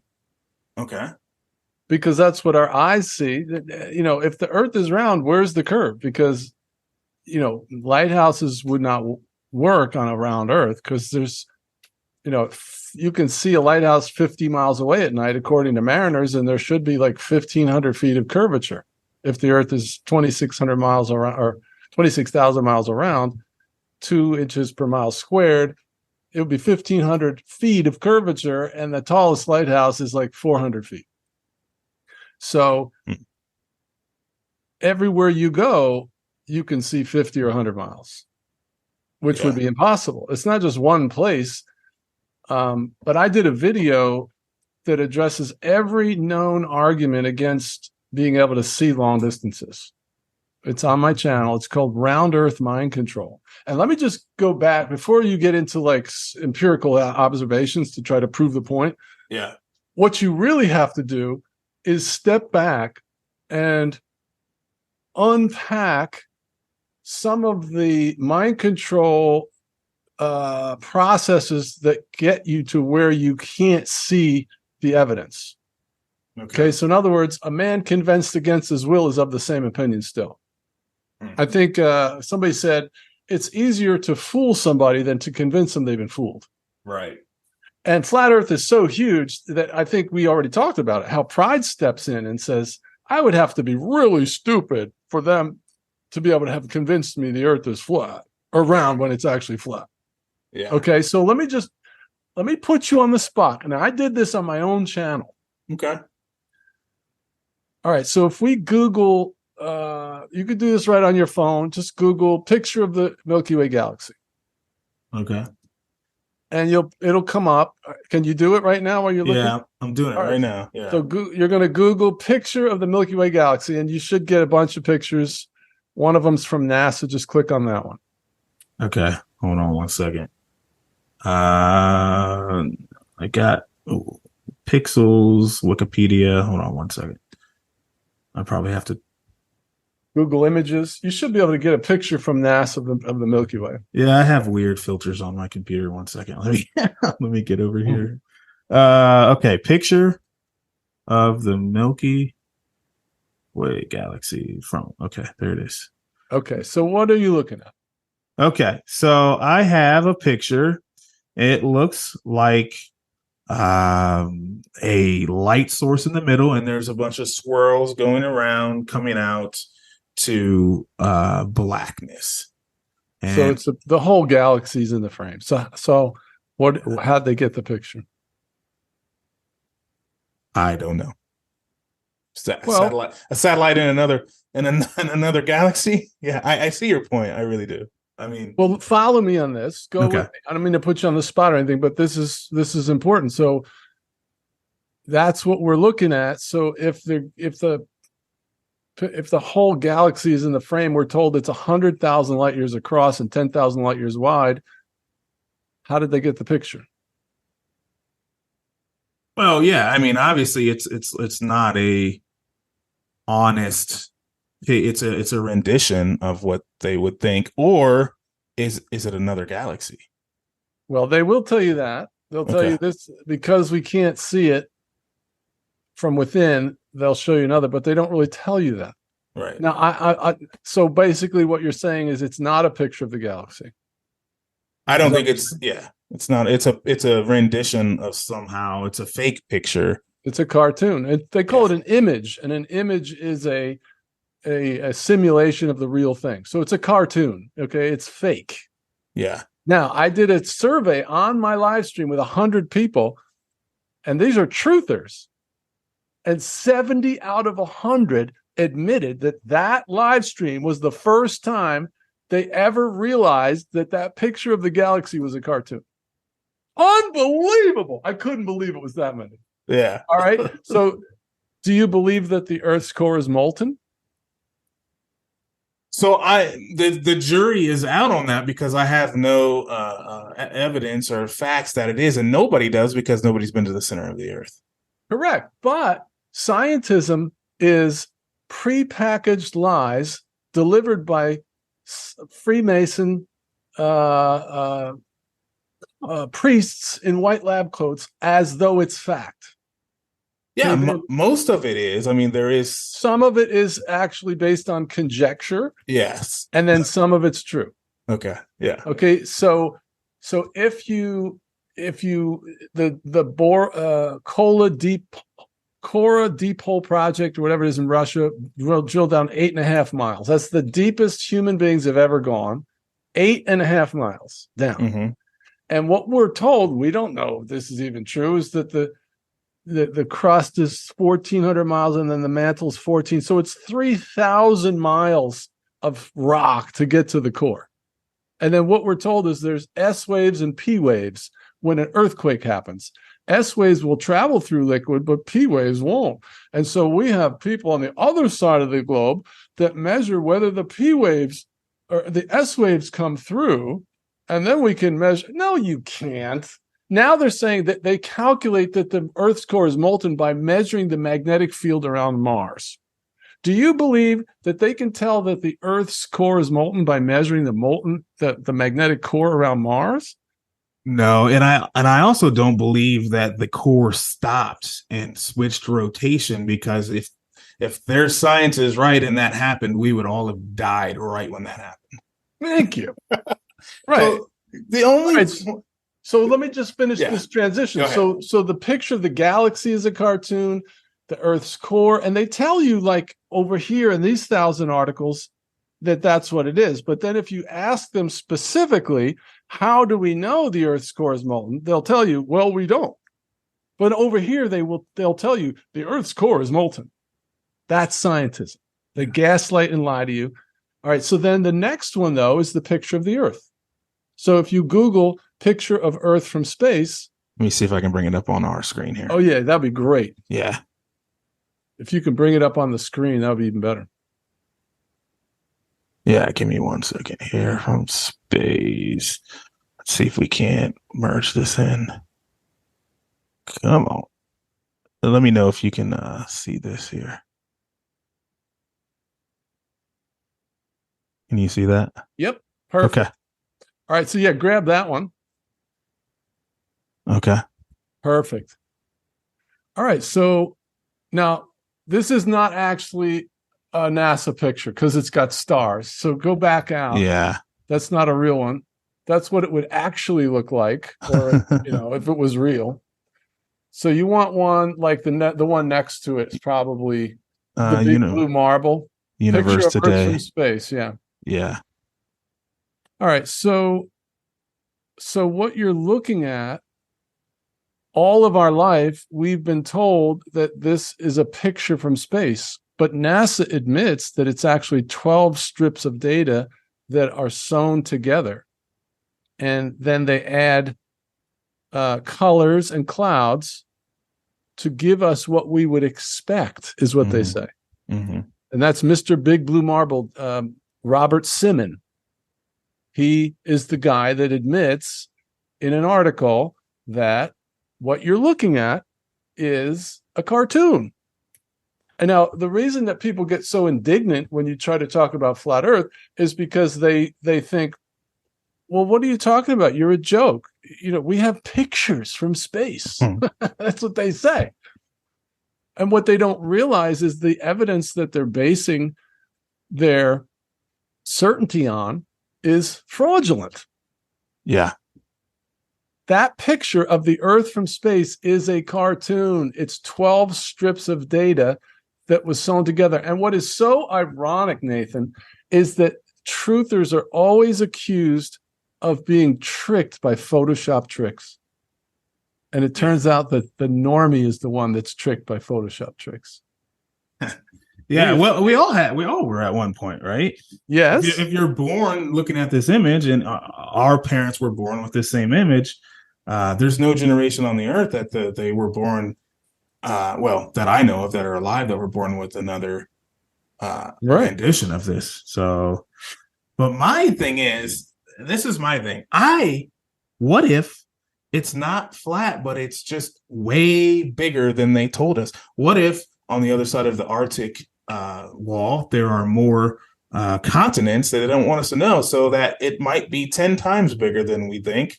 and they just don't want to show us that, so they cut that out. They do the little 12 strips, and they make this image right here to hide what might possibly be down here. Well, that may be, but it still doesn't explain why we can see for 50 or 100 miles everywhere we go. Every scientific experiment, peer-reviewed thing that has ever been attempted to measure the curve has proven that it's flat. And wherever you go, it's flat. So if it's round, why is it flat? But if it's 10 times bigger than your observation, it's going to obviously enlarge the distance it would take for it to show curvature. Right, but even when we go up with personal balloons, like not sent up by NASA, the horizon stays right at eye level the whole time. No matter how big the planet would be, if it was round, as you go higher, you'd have to look down to see the horizon if it was curving away. And you never do. The horizon always stays at eye level as high as we've gone, as far as 130, 40 miles up. All you can see is flat all the way around. It's only NASA that has fisheye lenses that makes it look curved. Yeah, like from the ISS and stuff like that, or the supposed ISS. I mean, we know that that all the footage from the walks on the moon and stuff, that's all done underwater at a facility in Florida. I mean, that's and in I believe it's in Texas or Arizona. There's another one. I think it's Texas. Yeah. But that was my only holdup is also so what if it's a flat plane, like I guess, like, what would be the point for them to lie to us? Like, there's other things that are more important, I think, to where why do you think that's such a big thing that this, even in the truther community, that we argue about this and that it's such a big thing? What? I mean, that's a great question. It's a common question. And if you ask yourself that same question when you look at the picture of the monkey to the man, right, which they put in front of us since kindergarten, and they're still putting it in front of kids. So you got a picture of the monkey, and then he's getting a little bigger, and then he's standing straight up, and it's us, right? Except for in the new pictures, he has a dress on. Yeah, right. All right. So why? Well, first of all, if you do you believe that's true? Do you believe in evolution? Or do you believe you're created by God? I believe I'm created by God. And then I believe there is, I do think we evolve because life is always moving and switching and adapting, but we don't go from one species to another species. We've always been what we are. Yeah. Yes, there's no transitory evidence in the fossil records. Okay, so if you're looking at the monkey to the man picture, you believe that's a conspiracy, correct? Yes. In other words, the people that are at the top of that know that that's not true. And we know that is because Piltdown Man was proven to be fake, where they took a pig's nose and they created this wax figure of a Neanderthal, and they paraded it around all the museums for like 20 years before they realized it proved that it was fake. Mm-hmm. So they're trying to push this agenda, which is what? You're not created by God. Yeah. There is no God. Okay, well, the flat earth is the monkey to the man on steroids, all right? Because instead of what we actually have, which is you have a snow globe environment that is the center of everything. There is no galaxies and Star Trek and hundreds of species and all this stuff and trillions of light years. None of that's true. What's above the dome is water. It's totally different than what we've all been led to believe. Yeah, that's what I've heard. Yeah. The earth is God's footstool. God's up there and you are the apple of his eye. Okay, what happens then is if you find out there's a dome, because what I always believed and was told is billions of years ago, the earth was just gases and it was spinning and it's spinning and spinning and it started to cool and then it became solidified and then the oceans formed and blah, blah, blah, blah, blah. Okay, well, that's uniformitarianism over long periods of time. All these things evolved and blah, blah, blah. But there's no God. It's all random chance. It's a godless cosmology. That's why they want to push the flat earth. because, or the round Earth, because if you found out there was a dome over this flat plane, how are you going to spin that happened by chance? It has to be created. Right. Yeah. Well, that's what the word firmament means. And God set the firmament in the sky. Firmament means a hard, impenetrable barrier. So I'm sorry, but I'm a Bible believer. I actually believe the Bible. And then Job, it says, is not the sky as hard as glass? Meaning the firmament. Yes. And how could you have a high pressure atmosphere without a barrier? If there is space, which is a vacuum, supposedly, and there's no barrier, all of the atmosphere will be sucked out. It's like there's a geodome or whatever they consider it. The thing that apparently has a hole in it that's protecting our atmosphere from the vapors of space. That's supposed to be, what's going on. And it's the same on both the flat earth and the round world theory, right? I mean, they both claim that there's something preventing us from having the space debris and stuff come into our atmosphere, right?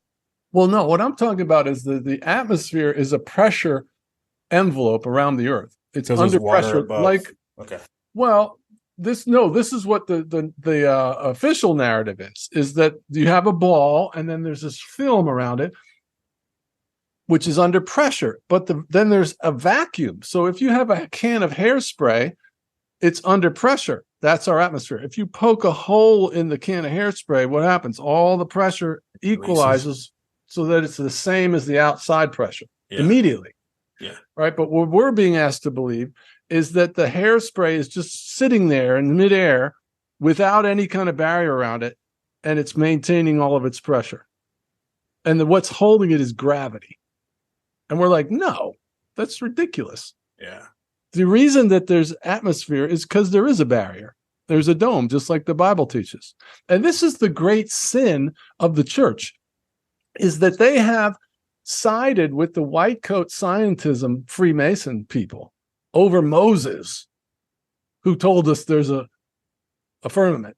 They're going to go with Bill Nye, the science guy, and Neil Cut the Grass Tyson instead of Moses. Yeah. Because they don't know their Bibles. And they call us biblically illiterate. No, you, sir, are biblically illiterate. Yeah. So what is this water above us then? If there's a firmament and there's water, is it just repeating, like as above, so below kind of thing? If you look at it through a Nikon P51 or whatever it is, you can look at Saturn and the different planets. They look like flickering Christmas lights underwater. And if you read the account of Genesis, when God sent the flood, it says, and the gates of heaven opened and the water came down. It's very clear that we're in a dome over which is water. It's totally different than what we've been led to believe. Totally different.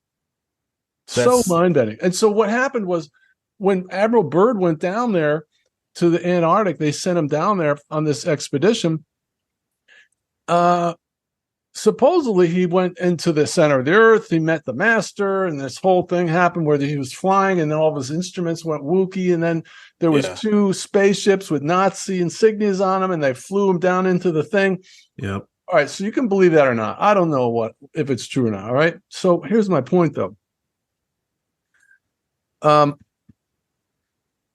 We're told that story that there was another place beyond the South Pole that was as big as America, and it was lush, and it's all this stuff. Future technology, all kinds of stuff. Well, right after that, they created the South Pole Treaty. All the governments in the world got together and agreed nobody can go down there. Yeah, they did.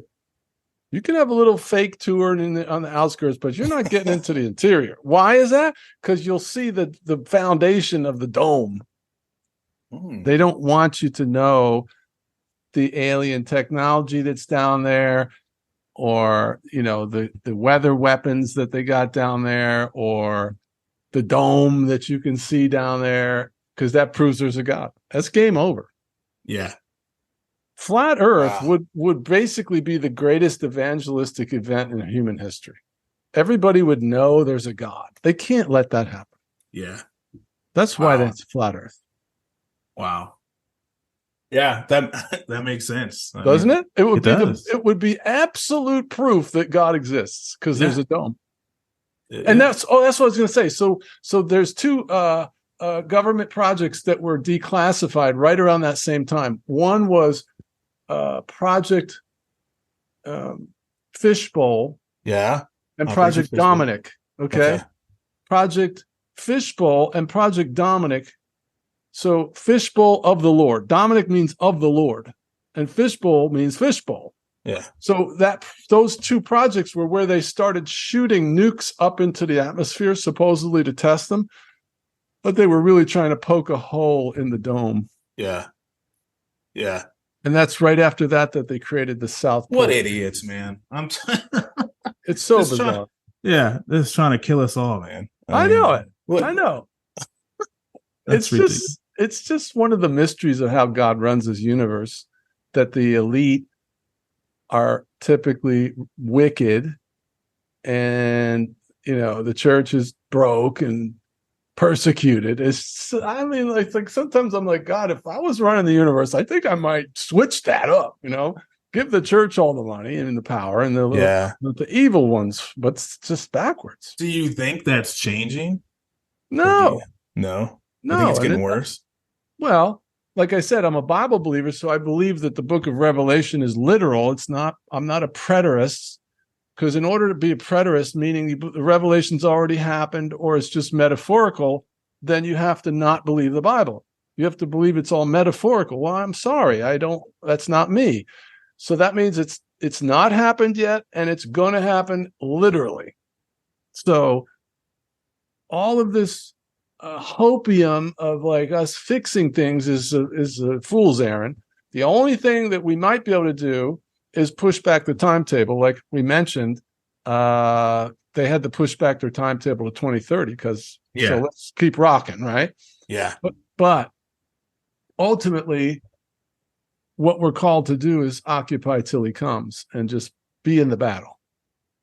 So you don't believe that God gave us free will? Or is that something different? Of course. And that's why Revelation is going to happen. Because he gave us free will.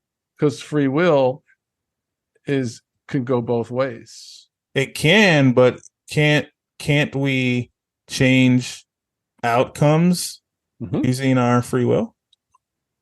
We can, but my belief is that the book of Revelation will be fulfilled. Well, we are fulfilling the Bible, but are we fulfilling the Bible because we are believing that so, and we were therefore making it so, or is it because it's just destined to be that way and we're just following along for the ride? That's a question I ask myself. There's a passage that speaks of that idea that God is. We don't invent God in our heads. He's pre-existent one. He has neither beginning or end. Right. So there was never a time when God didn't exist. He's the eternal one. Yeah. So we didn't create God with our minds. He's outside of time and space, and he's eternal, and he's awesome. All right. And then, he gave us this book, and it's pretty convoluted. It's pretty cryptic. It's all over the place, but it's what we got. And basically, you got to either believe it or not. I talk to a lot of people that don't believe it. I talk to a lot of people that do believe it. I believe it. And so what I'm saying is, if you believe it, then the book of Revelation is literal. It's not a bunch of metaphors. There's literally going to be, dragon dudes flying around killing people for 5 months. It's going to be hell on earth. Men will literally seek death and it will flee from them. And all the judgments, all that stuff's literally going to happen. And you're probably not going to get raptured out before then either. I don't believe pre-trib is possible. It's not anything I can really support, because I've heard both sides in my 40 years of following Jesus, I've probably gone back and forth 7 times on pre-trib, post-trib. I'd hear a guy and be like, wow, that's a great point. I'm pre-trib, man. And then like 6 months later, I'll hear some other guy and he'll do the opposite. Oh my gosh, he's right. I'm post-trib. Back and forth like 7 times now. I guess we'll find out when it happens, right? So I figure if I'm post-trib, then I'm basically in the best mindset, because if I'm wrong, I get raptured out prematurely, then it's a pleasant surprise. I'm not disappointed. Oh, hey, look where I'm at. I didn't have to go through all that stuff. What? Right? Yeah, but you're prepared for it now. So if it goes that way, you already know it's coming. Absolutely. Oh my God. That's awesome, man. All right, so we got about 20 minutes. I wanted to talk. The last thing I want to talk to you about, and this is something that we both are involved in. But you're an American state national or a state citizen. Oh yeah, I'm so glad you brought this up, man.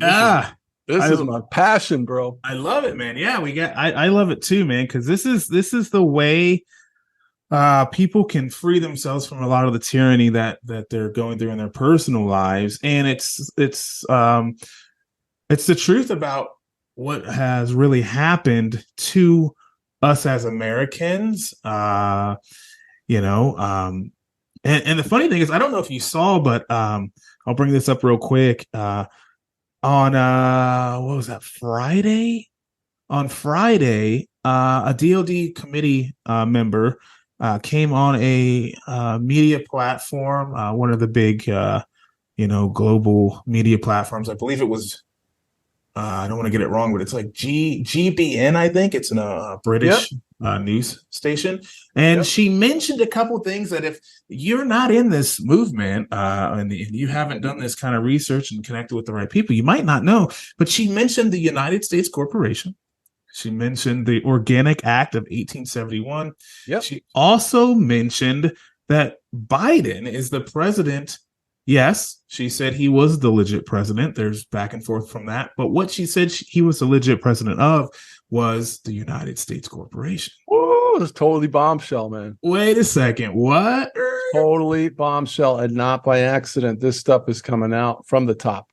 It is coming out from the top. And one of the exciting things that she mentioned is that President Donald Trump put some executive orders in play before he left office that basically safeguarded us from lies. That if people came forward in the 2020 election and tried to do anything foreign or domestic that would be fraudulent against us, like, stacking the votes or some kind of computer manipulation, anything like that, that certain things would happen. And basically what those things are is that the truth will be revealed and that we will return to a republic. Everybody thinks we're a democracy. Everybody thinks we're a democracy because they use that word over and over again, democracy. But we're not. Nope. We're a republic. That's right. We're the United States of America Republic. So anyways, I'm going on again, but I want to get your take on this. It's a great synopsis. Her name is Jan Halper Hayes. Yes, thank you. Yeah, and she's supposedly a U.S. Political analyst, and she's on the task force with the Department of Defense. That's her claim.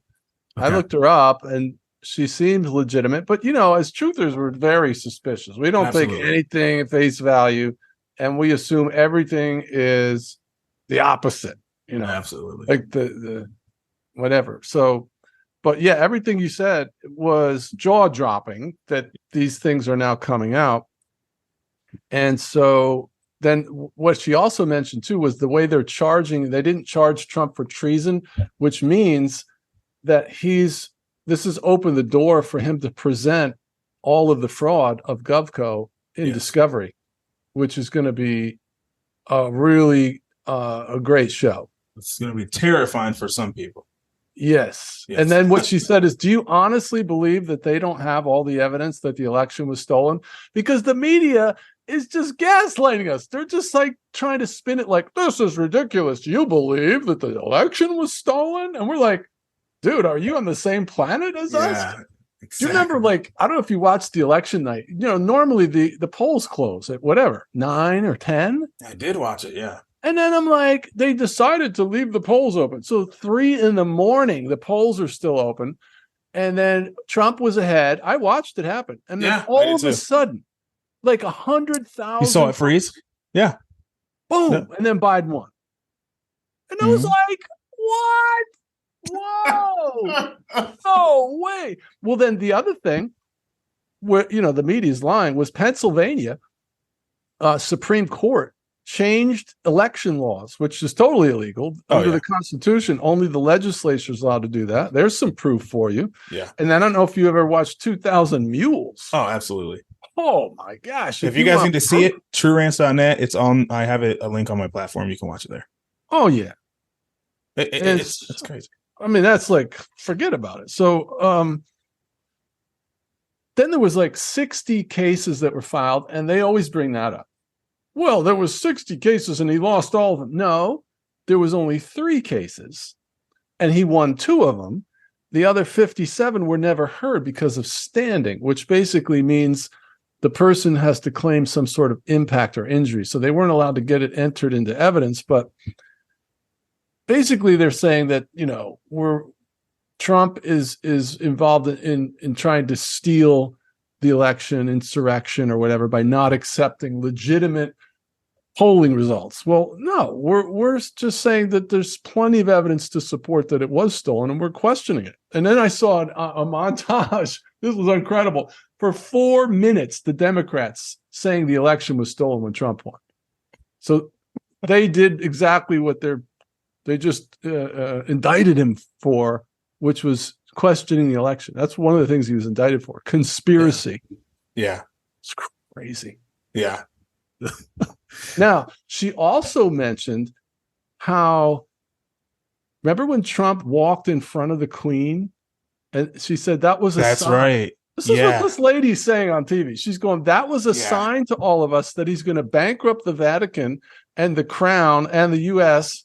from 1871, where we owed the Crown because they helped us in the Civil War. So this is powerful, because what I've been watching for the last 3 or 4 years, like what I call the good news truthers. Mm-hmm. Okay. And there's a bunch of them, and I'm not saying I'm one. Okay. But Charlie Ward and those guys, and then Mel Kay, and then Benjamin Fulford, and all these different people who are Bo Poloni, right? And they're saying it's about to be a renaissance, and there's going to be a quantum financial system, and there's going to be all these things. And I'm like, I'm a Bible believer. It doesn't teach me it's going to get better. It's going to get worse. But the timetable is up for grabs. That's what I believe. So I'm confident that we can make a difference. So anyway, as I'm watching the Good News Truthers, if they would say something specific, like a pedophile ring in Chicago was busted up, I would go to the datasphere and I would confirm what they were saying was true. And they were always correct. All right. So I was minorly optimistic. Now, these events that are unfolding, this lady talking like this, and the things that are happening with Trump actually do seem to confirm the good news truther or the white hat narrative. Yeah. That this is a possibility. Now, a lot of us, of course, had to get off the Trump train. I remember when he was campaigning the whole time, lock her up was the whole thing that he kept saying, right? Yeah. Well, then in his first on election night, when he won in his acceptance speech, he goes, "Oh, well, she's not so bad, really." Remember that? Mm. And I was like, "Oh, come on, man. Don't do this." Starts backpedaling even before he gets into office. So, and then, of course, when he doubled down on the vax, a lot of us jumped off the Trump chain. That was just too much, man. Yeah, I don't know. I think there were strategic reasons for that, but you never know. And we only see what we see, so you got to base it off what we have in front of us. But I did want to mention there is a lady runs Freedom Force Battalion. Have you heard? I haven't. Yeah, Freedom Force Freedom Force .live. It's called the Freedom Force Battalion. I can't exactly remember her name, but she uses the Bible to come to her understanding of things too, and she has mentioned that like you said, Charlie Ward and the other one that he's having a fight with right now, I can't remember, some British guy, and then Simon. Yeah, Simon Parks, and some of the other names. You have Juano Savin, and all those guys. Yeah. She is saying that kind of the reverse, though, that she does believe those things are happening and that it's in the Bible. So this is another thing that confuses a lot of Christians, is because of the interpretation that some people put on the Bible. So I don't know. I would love to get your opinion. I was hoping you knew who she was, so we could kind of talk about that. But check her out. And then let me know what you think about some of the stuff she says on there. But for the American nationals, how did you win? I guess I should say win, and how did you go about freeing yourself from the matrix and returning to your land and soil, sovereign self? This is so incredible, and this is a lifetime of study, but I'll try to encapsulate it. All right, so I've been studying it for about 6 years, and I was like anybody else. I didn't want to go to prison if I start picking a fight with the deep state, right? Yeah. But I'm studying, I'm going to seminars, I'm reading them, all this stuff, and then finally I hear one guy say, "Don't talk like a king until you are a king." Boom. And I said, that's my guy. Boom. Yep. Because what a lot of people did is they learned the lingo, but they never actually got their paperwork in a row. Okay, so the easiest way to understand this is you walk into Walmart and you're going to buy some vegetables, right?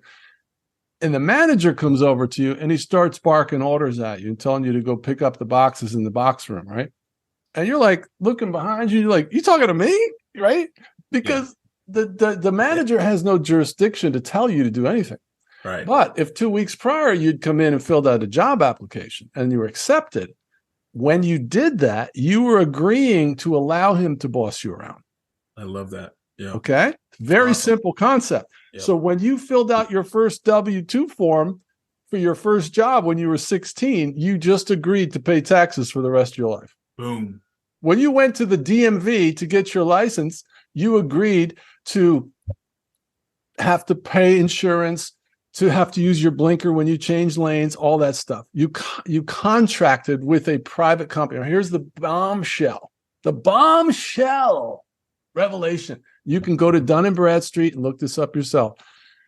Every city, county, and state, everything in your county and your city, from the district attorney, the court system, the police department, boom, boom, all the way down to the dog catcher, all have Dun & Bradstreet numbers. They're all privately held for-profit businesses. Yes, they are. Yep. This is mind-bending, okay? What that means is that they're de facto governments. They're fake, okay? So if I've undone my contracts with them, which I'll explain how to do in a second, if I've broken my contracts with them officially, let's say I'm pulled over because I didn't use my blinker, okay? And the cop is telling me he's going to give me a ticket. All right, this cop I don't have a contract with him. He's not God, okay? He's not my daddy, and I'm not his property. Yes. So what jurisdiction, what authority does he have to tell me to do anything? None. No. Because I can't walk up to somebody. If you're on the street at a hot dog stand, Nathan, I've never seen you before. And I walk up to you and say, "Hey, let me see your license." I don't have, one man doesn't have authority to tell another man what to do, okay? Right. So, but this is where people start glitching out because they think, "Oh, well, you don't think the laws apply to you? And the society needs laws to run." Or, well, okay, so let's just tap the brakes and just hear me out, okay? Because what I'm going to do is I'm going to quote some Supreme Court rulings. First one is I'm going to give you is the fact that Codes are not laws. Right? So Right. if I go to work for Walmart, then I have to comply with the rules of Walmart. If I'm not an employee of Walmart, then I don't have to have the manager tell me what to do. I'll tell him to go take a hike. In a similar way, if I have not contracted with GovCo in my county and state, you have to use your blinker is a company rule. I know. Yeah. Imagine that. I You mean, with me? Okay. I got you. So listen to this. Flournoy versus First National Bank. A code or statute is not a law. Self versus Ray. A code is not a law. There's a whole bunch of these. So basically, there's a difference between law, which goes through a process and gets a number, or a code. It's a code violation. Well, what do you mean? The laws don't apply to it? No, if there's an injured party, I am responsible. I have to make them whole. Okay, but Scherer v. Cullen, for a crime to exist, there must be an injured party. Boom. Yep. So if I change lanes and I don't use my blinker, is there an injured party? No. There's no crime. There could be an injured party. There could be. But that's an assumption, right? Right, but this brings us to the real mind control problem. That there has to be this bureaucracy squatting on us, ruling over us because we're so incompetent. You know, if you carry a gun, you'll probably shoot somebody. No, I won't. You carry my gun all the time and I don't shoot myself or you. So shut up. Just be quiet. All right. I'm perfectly capable of handling my firearm and my vehicle. And listen to this. Christie v. Elliott. Traveling in an automobile on the public roads was not a threat to the public safety or health and constituted no hazard to the public. And such a traveler owed nothing more than due care. This same right is still substantive rule in that, listen to this, speeding, running stop signs, traveling without license plates or registration are not threats to the public safety and thus are not arrestable offenses. Whoa, Jack, the top of your head's blowing off right now, but it gets better. Okay, so I'm not obligated to obey your company's rules. As long as I have duty to care, I'm not trying to speed just because I can, okay? I don't want to get in trouble. But when it comes down to it, your code, I'm not in your jurisdiction. The Walmart customer is not in the jurisdiction of the manager, and I'm not in your jurisdiction. And by the way, I have a passport that reflects that as an American State National. If I'm pulled over, I give them my passport and they run it. What comes up on the screen is do not question, do not detain. And they come back and they say, have a nice day. Yeah. We see it all the time. Okay, so listen to this. Colonial Pipeline versus Traeger. This is my favorite one. I want trumpets to blow. Statutes apply only to state-created creatures known as corporations. Boom! Statutes apply only to state-created creatures known as corporations. I got another one. Bond versus Jay. A statute will only be presumed to have extraterritorial effect outside the jurisdiction. Okay, so what that means is when you're born, what these psychos do is they use you, the living person, as surety for a loan of $1 million that they take out against the IMF and $1 million insurance policy, and they create a corporate fiction, a corporation. They steal your name and they make it in all caps. That's why if you look at your driver's license, your credit cards, your bills, your birth certificate, everything is all caps for a reason. That's a non de jure name. It's not by accident. All corporations are pretty much designated in all caps. So that's what that is. It's a fiction. It's like Mickey Mouse, okay? Mickey Mouse is a made-up character. My name is John Kirwin. And all that corporate fiction says John Kirwin, but it's not me. I'm not that John Kirwin. I'm John, the House of Kirwin, and I'm a natural man. I'm not a corporation. I'm not a dead company. Okay, so what happens is they then trick you into contracting with them all through your life. It starts with the first W-2 form, and then the driver's license, and your first credit card, and you get a college degree. Everything you do creates another CUSIP number and locks you in. And then what we've been able to do, though, with the community that I'm with and the people I train with, is that you can start out by undoing this by sending an affidavit to Washington and repudiating this status as a 14th Amendment slave class citizen. Now, that's 8 USC 1101 is a American state national. Your allegiance is to your state, versus 8 USC 1411, I think it is, where you are under the jurisdiction of the United States. And you're quoting United States Code, just for those who don't know. That's United States Code. Correct. And it definitely is real. It's very real. Yes, it is. And then once that comes back, then we publish that 21 days later. We record that on the land to make an official court record. And then we send you to get your passport. And we show you how to do it to where the passport actually reflects your new civil status. And there's clearly two civil statuses. Mm-hmm. There's not just one. There's two, but you have to opt out of that one and opt into this one. And once you've done that, we go to level 2.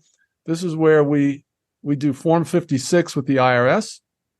That's a shift of the fiduciary, makes you the executor of this corporate fiction. And then we do an affidavit of status and what's called the revocation of election. That's so you can elect out of your tax obligation, because the tax obligation is for the United States corporation employees, or what we call U.S. citizens, and That's not right. for a living, breathing man or woman living on the land. Right. That's correct. That's correct. It's their terminology. It's a legal non-taxpayer. So if you're a citizen, person, resident, those are the three terms they use to get you to contract with them. And you don't pay your taxes, you are a tax cheat, and they will come after you. But if you are a legal non-taxpayer, what happens with us when we send that revocation, we get a letter saying they need 60 days to respond. Yeah. And then about 6 months later, you get a letter saying no further correspondence is necessary. Yep, I went through that process and I got that, and it was a beautiful. Oh my gosh! Oh my gosh! It's so. I opened it. Yeah, you open it and you're like, "That's what I thought." You know, dig it. I mean, come on, man! This is huge. And so, what I'm saying is, this has never been more important to get into this, and because they've changed it now to where all the platforms like Zelle and all those things are going to require them to report any money beyond $600 starting next year. Yeah, starting in like January 1st, isn't it? Yep. And they do have 84,000 new IRS agents with guns. We confirmed that in the classified ad is real. So the classified ad said that these 84,000 new IRS agents that they hired had to be willing to wear a firearm to the audits. Think about that. And then remember about three years ago or so, it came out that the IRS had purchased like hundreds of millions of rounds or hundreds of thousands of rounds and all these tactical gear. And I'm like, this is the IRS buying all this? Yeah. So I do a training every Monday on free conference call. If you want to find out, just go to wakeuporelse.com. And I'm helping tons of people go through this process for free. I do have a bunch of people that came and said, John, I'm so busy, man. Can you help me? And I created a Done With You outreach where I give you my cell phone number. I work with you all the way through, like I handhold you. I help you customize the documents, and you make a donation to us. We're a PMA. We're a private ministerial association. Nice. So it's just like a donation. But that way I can help, shorten your learning curve, takes the stress out of it. I ended up doing both of those things twice because I made mistakes, so you won't have to worry about that. It's really, I got people taking me up on that for sure. Yeah, it's growing a lot. This has always been a thing. Not a lot of people knew about it. Lawyers, bankers did. They've been becoming, correcting their status since 1900s. But it's finally getting out here into the public to where we can do that as well. So if you're into self-governing, if you want to be left alone and you feel you're responsible enough to be your own person, you don't need a nanny or a daddy state to intermingle in all your affairs your entire life. This is something that you want to do. I've met people in my journey as a state citizen rather, that don't want to do it. They like paying taxes. They like the so-called benefits or things that are afforded to you as a U.S. citizen or as I call them, employee of the United States Corporation. And that's fine. But I think, like you're saying, John, I agree with you that in the near future that it's really going to matter. And at that time, there's probably going to be such an influx of people trying to do this that it's just going to be overwhelming to the system, and things aren't going to be processed as quickly. So no doubt. I mean, we're running out of time here, John. Man, I loved having you on here. We got to do it again, man. Definitely. This was so great. What a great flow. We had a great conversation tonight. Oh my God. Yeah, it's one of the best, man. It's definitely going to go down as one of the best. Awesome. But I want you to plug your stuff again, if you wouldn't mind. I'm going to throw it up here on the screen. Okay, super. And let people know how they can get a hold of you, how they can contact you, and the 3 different things that you're involved in, and how they can contact you with that.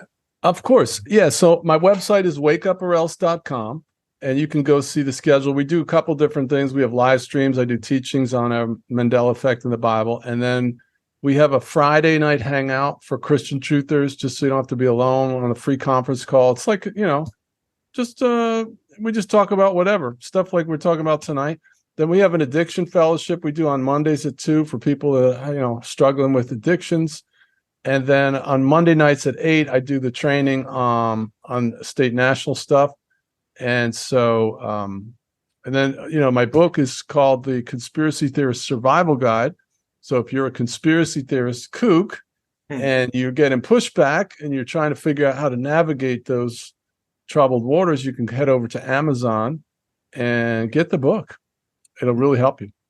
Yeah, I read it. It's a great book. John, I appreciate you taking the time to write that. I think it's going to be a good resource for people that are struggling to go through this process and feel like they're alone. And that's the whole point of our talk here too, is just to let people know they're not.